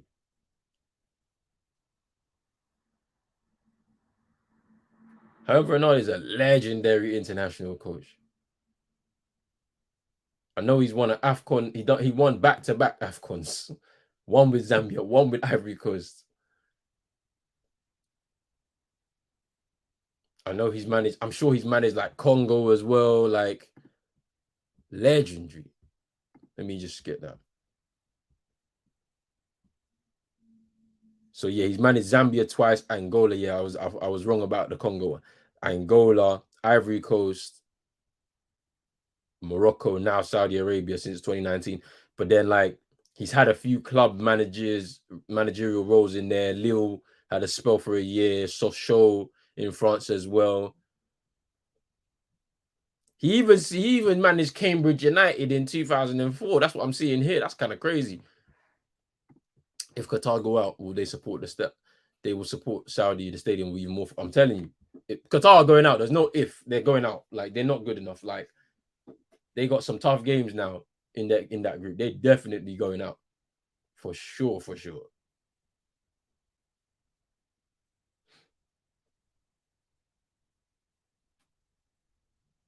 There's no if with Qatar going out. They're definitely going out. Scaloni's looking a bit fraudulent. He was the caretaker. People were like, they're not sure about him. I'm not too sure about him off of what I've seen. The evidence I've seen this second half specifically, Argentina are stunned. They're still rocking from that. 2 quick fire goals. Now you're down. You made your little 3 substitutions though. Here's Martinez. You see, look, Martinez is being dragged into this mess. They're gonna call him fraudulent.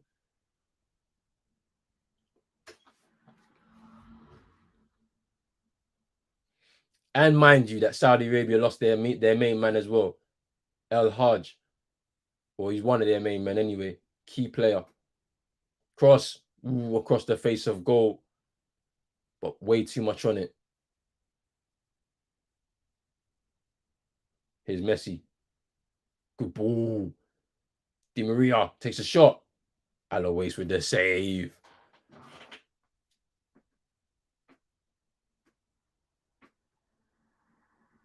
This is what I'm saying. It's getting to them kind of minutes now, bro. Argentina now going to try and take their chance in this game now. They're on the attack again. Here's Di Maria into the box. Cross. Ooh. Goes past Julian Alvarez. Doesn't reach Messi. Can Messi get the ball? No. Mohamed Kano with the interception. Yeah, it's a throw in, my bro. You didn't connect with the ball. Yeah, the second goal was woo. Like the way he turned away from the 3 players. I think he got a bit lucky. There's a bit of a some interception, not interceptions, some ricochets going off there, like a few loose touches and whatnot. Then goes into his path and then woo, the finish. Curls it round. Emi Martinez in the goal.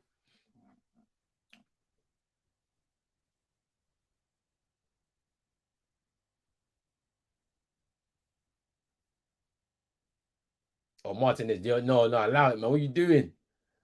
They're trying to bring you into this fraudulent mess.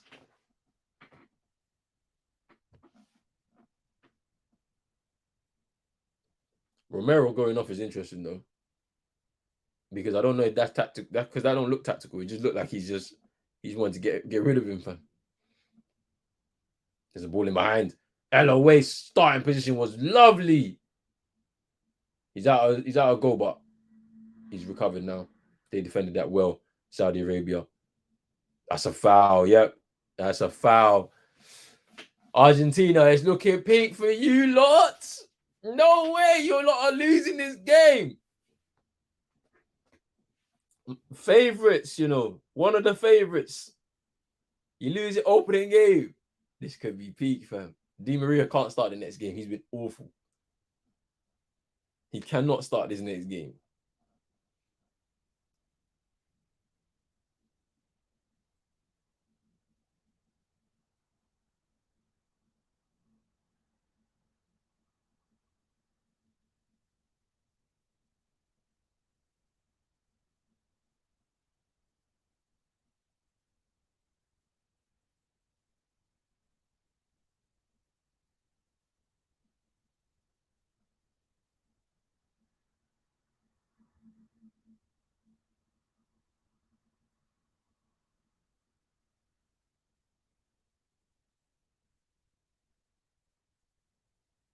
Here's the pool.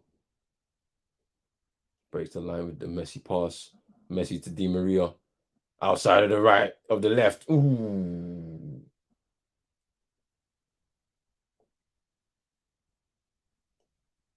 It's a corner to Argentina.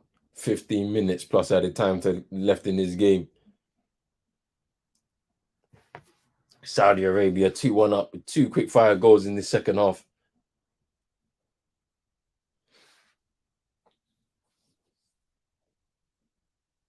Argentina are shell shocked, trying to get a foothold back into the game so they can get the equalizer. The Argentina fans in the stadium are stunned. They don't know what's going on.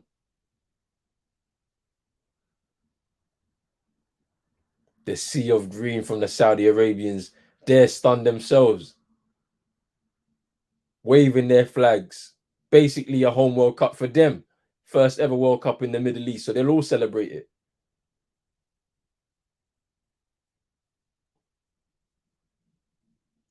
Lionel Scaloni looking confused, shocked. Doesn't know what to do. That Belgian group looks interesting. It has Canada and Croatia Croatia and Morocco in there. Now you can say Belgium should finish second out of Morocco and Croatia, but can Canada do another Saudi? Who knows? I'm interested to see what Canada have to offer. To be fair, I'm interested to see what they have to offer. They've got a young team, and I feel like maybe too early for them as well. It's more next World Cup, another home World Cup for them to. We'll see how they do what they need to do. But yeah, that's going to be an interesting group. That could be one of those groups that's like it could be potentially very even as well. Like they're not like there's no like major nation out of them. Do you know what I mean? They could all potentially come out of that group. To be fair, it's a pretty even group still. As an England fan, as each match goes on, I'm getting more confident in how you play. To be fair, as I said, I told you, England are one of the favourites, whether they like it or not, whether people like it or not. As I said, when this World Cup was announced 12 years ago, the English FA earmarked this tournament as the one that they wanted to win. They didn't care who was the players that were going to be there. They were going to build up to get to this point. That's what I'm saying. That's all I'm saying. You're back in Canada to get out of that group. It should be interesting. It should be interesting still. Big up Sammy in here. Yeah, Renard. Yeah, a legendary coach. International coach. He's legendary. I'm telling you, man. As I said, back-to-back AFCON winner. Zambia and Ivory Coast. What's going on? Why are they fighting on the bench, bro? It's a Mazza. It's Di Maria. Inside. Loses the ball. Messi. He gets fouled after the ball has been played. Are they going to give that as a foul? They're going to bring it back? Yeah, they have. They've brought it back. But the ball is already gone. That's what they're arguing. Nah. Don't know if you're watching the game on your phone, but nah, I'm watching it. I'm watching it on my laptop, innit? I just got the second screen still. Yeah, the goals, yeah. Both of them were good finishes, man. If Pessi loses, he's finished, wrap up the whole Argentina Federation. I'm telling you, this is the biggest World Cup shock. If it stays like this, we got 12 minutes plus added time. If it stays like this, it's over. That's the biggest ever World Cup shock.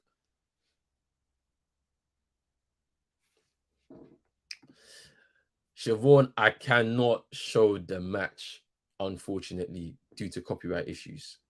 You know, unfortunately. I don't know where you are in the world, but if you're in the UK, you can watch this game on ITV1. That one I can say for sure.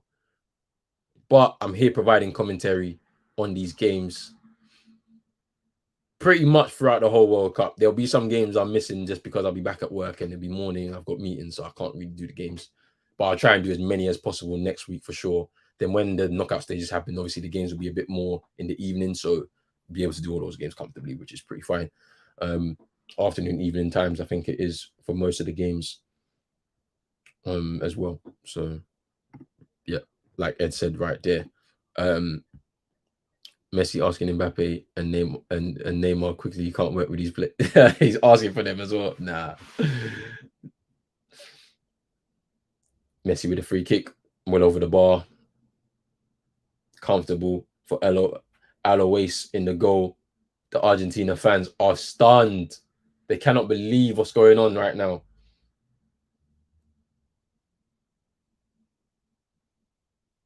It's crazy, man, how the level of quality for some of these nations have fallen off in the years gone by. Argentina used to be a real powerhouse at this level. Like but now the quality of players, they're not that great. Like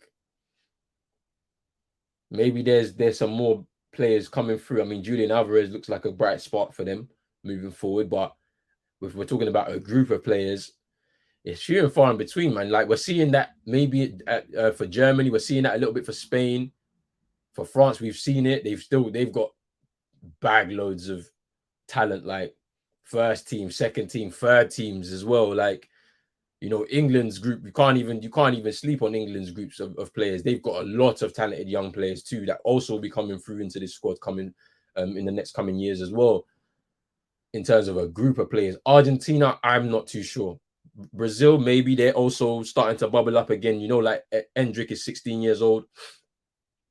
And Endrick is 16 years old. He's like on the cusp of becoming one of them ones too. So it's like, you know, but Argentina, I don't know. I've not really seen much. You don't hear about these young Argentinian players, a group of them that are coming up in the next level. Like, they're not, once Messi goes, they're not going to have somebody special as that ever again, probably, you know. And him with Messi is even a special case. He's been nurtured by La Masia for years before we even saw him. So emerge into the first teams and that.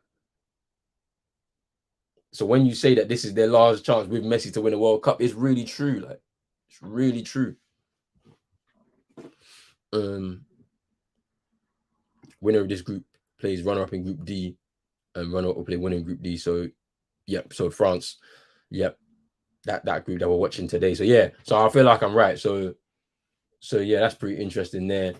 So England, they got a pretty interesting one because they could potentially face, if they win their group, they could potentially face Senegal or Ecuador, as far as I'm concerned.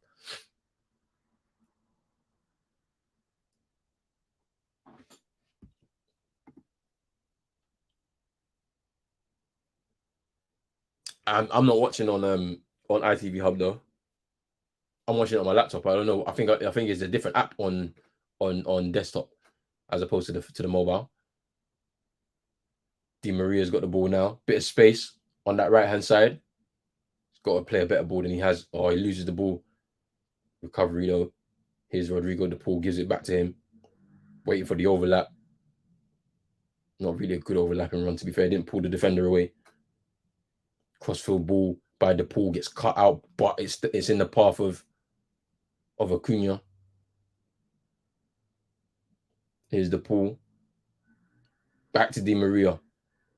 Cross. Messi. Comfortable for Alois in the goal.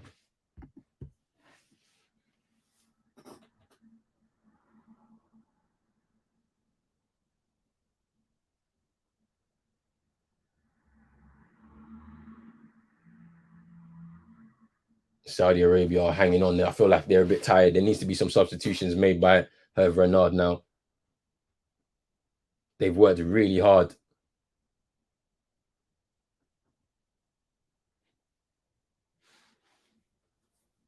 They've worked incredibly hard to get to this point. But now there needs to be some substitutions, just refresh, especially in midfield.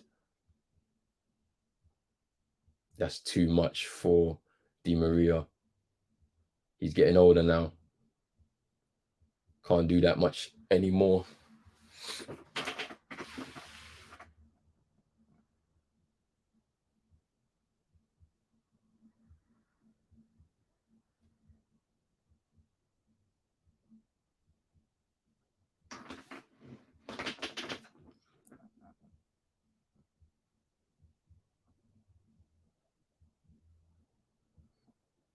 Stadium is full up, and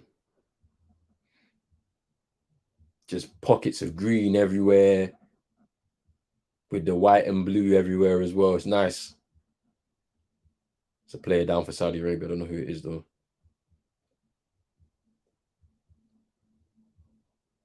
Maybe Martinez will gather.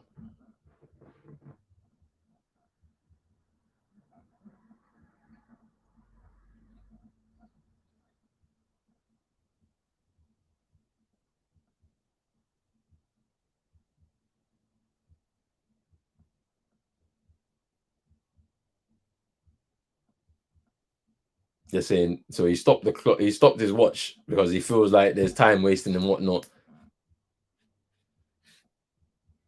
Rodrigo de Paul is not happy.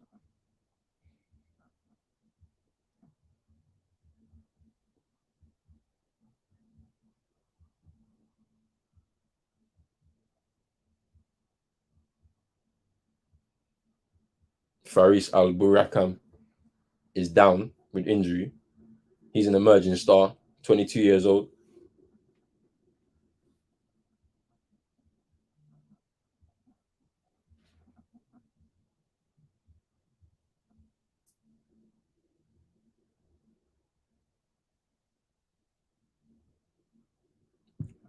They all felt he was wasting time, but they're going to restart now.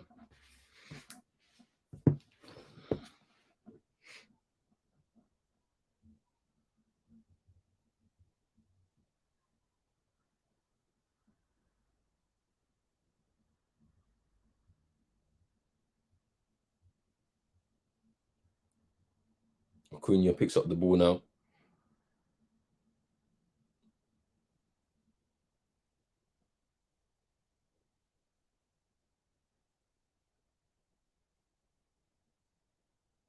De Paul with a nice ball out to Di Maria. Can he cross it? Tries to get to Martinez, but that's a good interception by the Saudi Arabian defender there. And here's Faris Al Bukaram. He does well there to keep the ball away from his defenders, but it is a foul. And now the two substitutions are coming for Saudi Arabia. They needed this.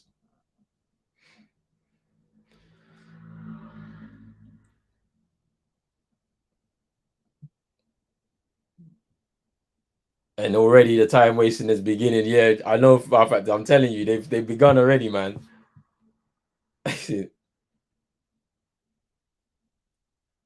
Now if Abid, who came on for El Hajj in the first half, is going off. So the substitute is being substituted. He's come off for number 4, who is Al Amuri. He's a dogged defender. He's gonna be making sure to shore up that back line, and then Faris Al Burikam has come off.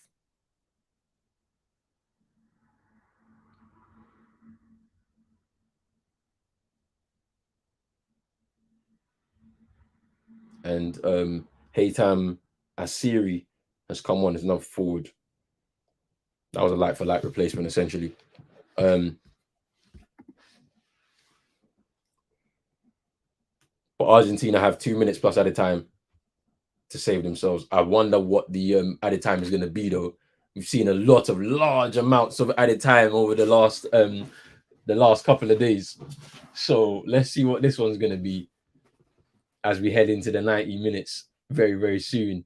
Here's Di Maria, skips past 2 or 3, gets fouled. And it is a free kick to Argentina in a good position. You go with Saudi. Hey, if they win this game, it's all in their hands. If they win this game, because the other 2 opponents aren't as strong on paper as Argentina. You never know. They could qualify from this group, and as Ed said, they could potentially face one of France, Denmark, Australia, and Tunisia. I mean, Saudi have got some tough games, man, to go in this group, man. They've still got Mexico and Poland as well to navigate through. So we won't get too ahead of ourselves, but this is a big, big World Cup shock if they can get through. Free kick comes in. Good header away. Here's Acuna. Here's Enzo Fernandez. Cross. Alvarez, no. It's a corner, though. It is a corner.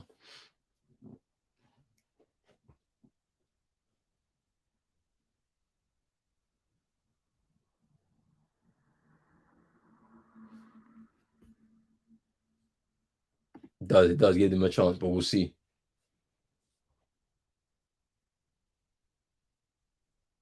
Eight minutes of additional time. I told you, they're giving time for everything. They're giving time for everything. They're really giving the time. Rodrigo to pull with the ball. Julian Alvarez off the line. Woo! Off the line. Alois is feeling like he got fouled. He's getting booked for dissent. Felt like he got fouled there.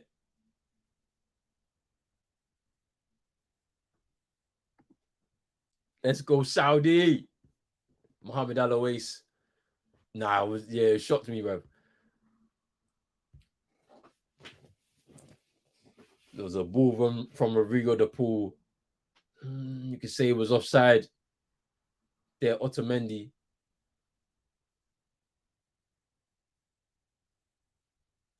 I mean, Alois.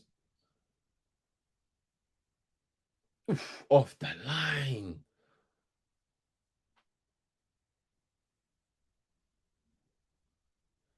Saudi Arabia played really well in the second half. They still got 7 minutes or so to navigate through. Lionel Messi, supposedly the savior of this Argentina side, Lionel Scaloni, building this Argentina side to help Lionel Messi carry them to glory in this World Cup. And it's looking like that first game, that first hurdle, they're failing at. In arguably their easiest game in the group as well. The biggest World Cup shock ever is only 5 and a bit minutes away now. And they've got themselves a corner as well, continually to waste time. What is this Fergie time? What is this 8 minutes? Fergie time is 3 minutes, bro. I'm telling you. Saudi Arabia 5.5 minutes away from an all-time shock at the World Cup. Salem El Dasawi, who looks like he scored the winners, coming to take the corner right now in front of the Saudi fans there.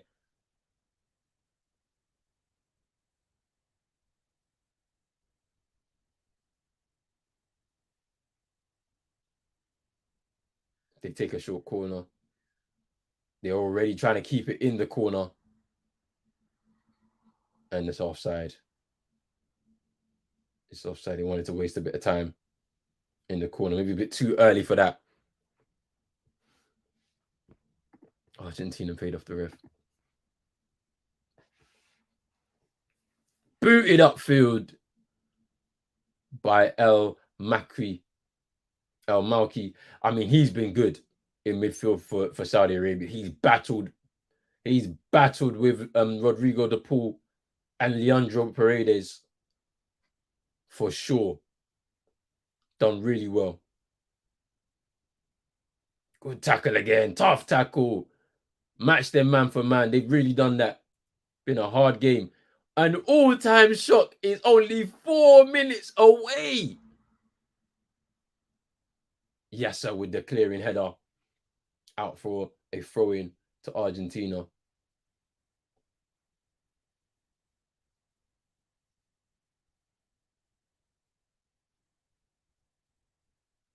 Fernandez with the ball. Alois coming out of goal. But he's off his line. Messi. No, he loses the ball. And they come away with it. Cleared. But Argentina have the ball. No. And I believe it's Yasser who's on the ground.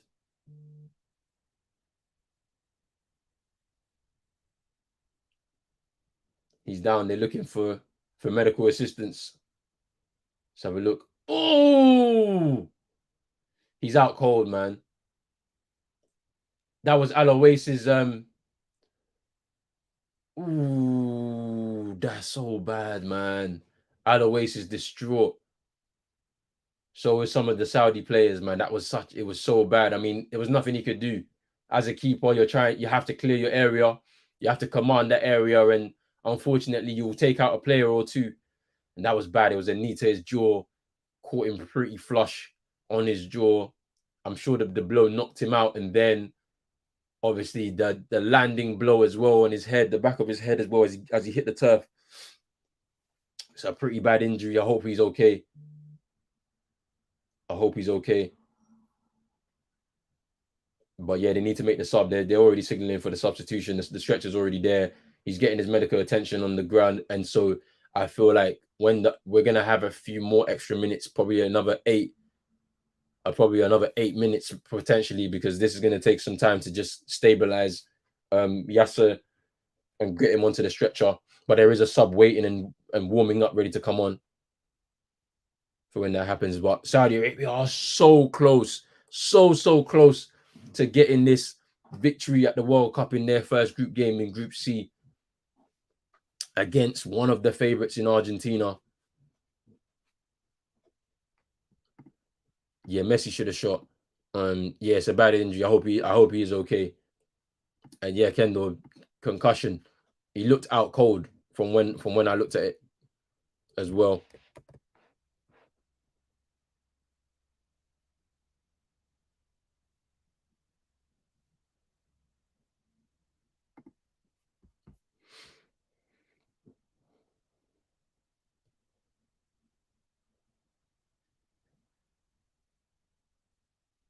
It looks as if Yasser is up. They've bandaged him, but I think he should go off just as a precautionary measure, to be honest with you. I think he should go off, if I'm being totally honest. Just get him off and then make the substitution. Let him rest and recover for this game too, because he's had a really good game himself up against Di Maria.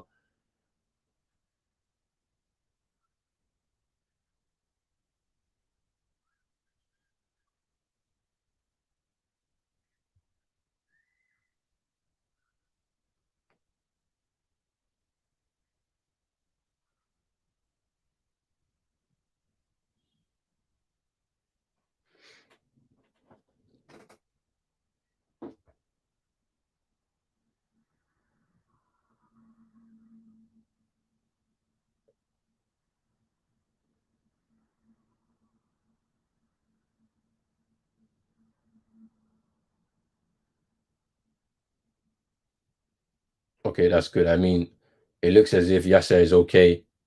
He's getting treatment off the pitch now, just behind the goal, but he's coming off for sure.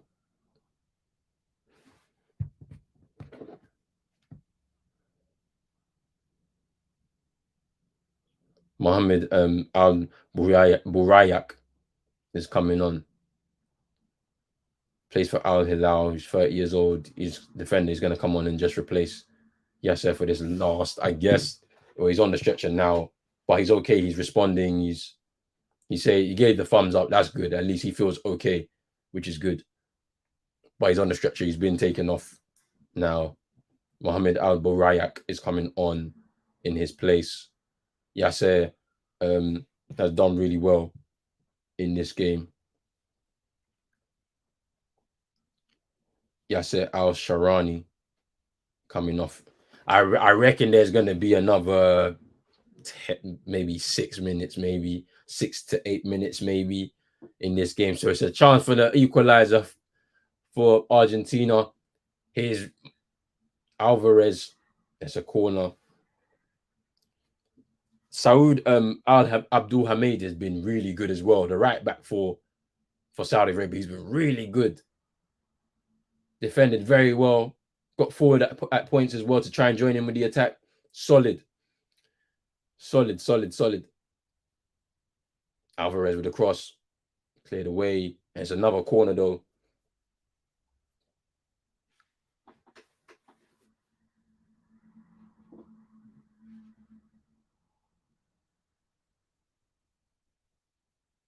Corner comes in. Will be cleared. But Argentina have the ball again. Cross. Alvarez with the header. And Alois gathers. We still got some more time, though. There's still more time here to be played. I'm sure of that.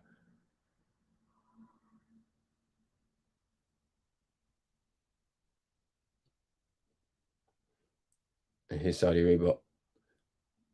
Al Dawsarari.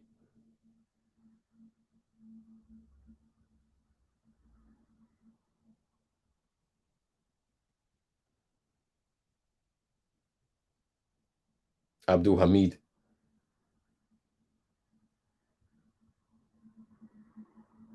Trying to win a corner there. They give the ball away, though. I think this is the final attack now. Argentina getting the ball forward quickly. Here's Messi. It's got Di Maria outside. Here's Di Maria. Got to pick the right pass in this one. He goes straight for the cross. It's poor. It's so poor from Di Maria. He's been awful in this game. Bad. He can't start the next game. When you've got Dybala there as well. Alvarez has come on. He's provided a bit of something different. Those two wingers that they've played in this game, Di Maria and Gomez, should not start in the second game for Argentina if they want to progress from this group.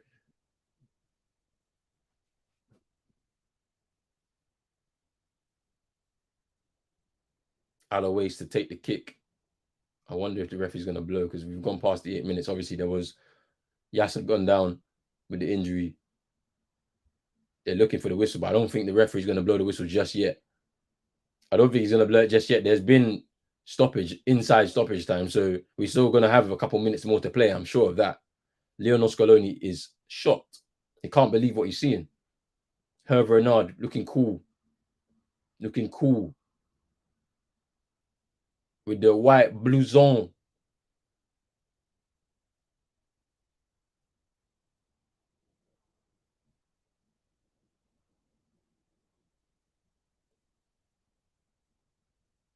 Clear up field. This is an all-time shock in the World Cup, and it's nearly here now. This has got to be the last chance for Argentina to get the ball forward. And they do get it forward. Di Maria goes back. Doesn't need to be doing that. Here's Messi. Poor cross.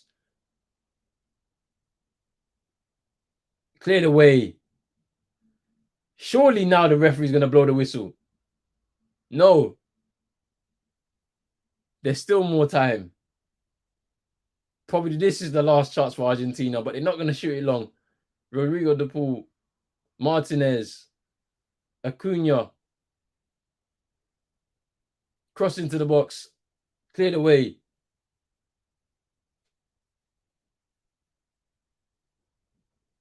Enzo Fernandez. Out to Di Maria, but gets defended. Here's Messi. Tries to play the ball to Di Maria. Gets cleared upfield. Martinez to clean up.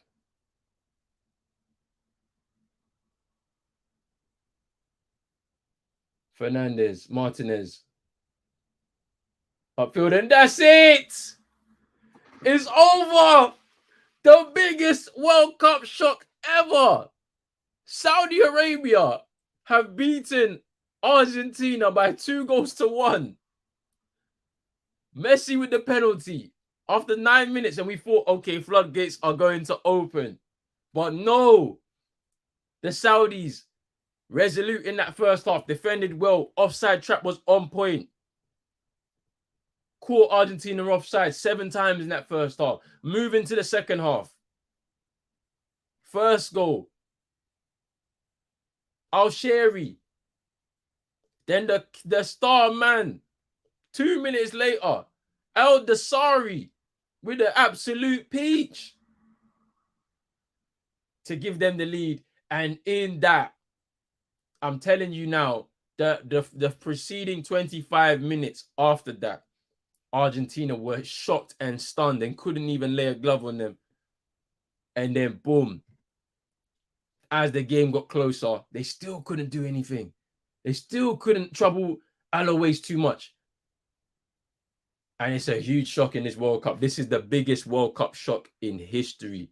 Yeah, Alois could have been man of the match, but I'm gonna give a shout out to Abdul Hamid, the right back. He was quality. On the other side as well, Yasser, he was quality as well in midfield. What's his name? His name is Abdullah Al-Maki. He was quality. He got booked as well very early on in that second half. It could have been all over for him, but no, he stood firm. Went toe-to-toe with Rodrigo de Paul in that midfield.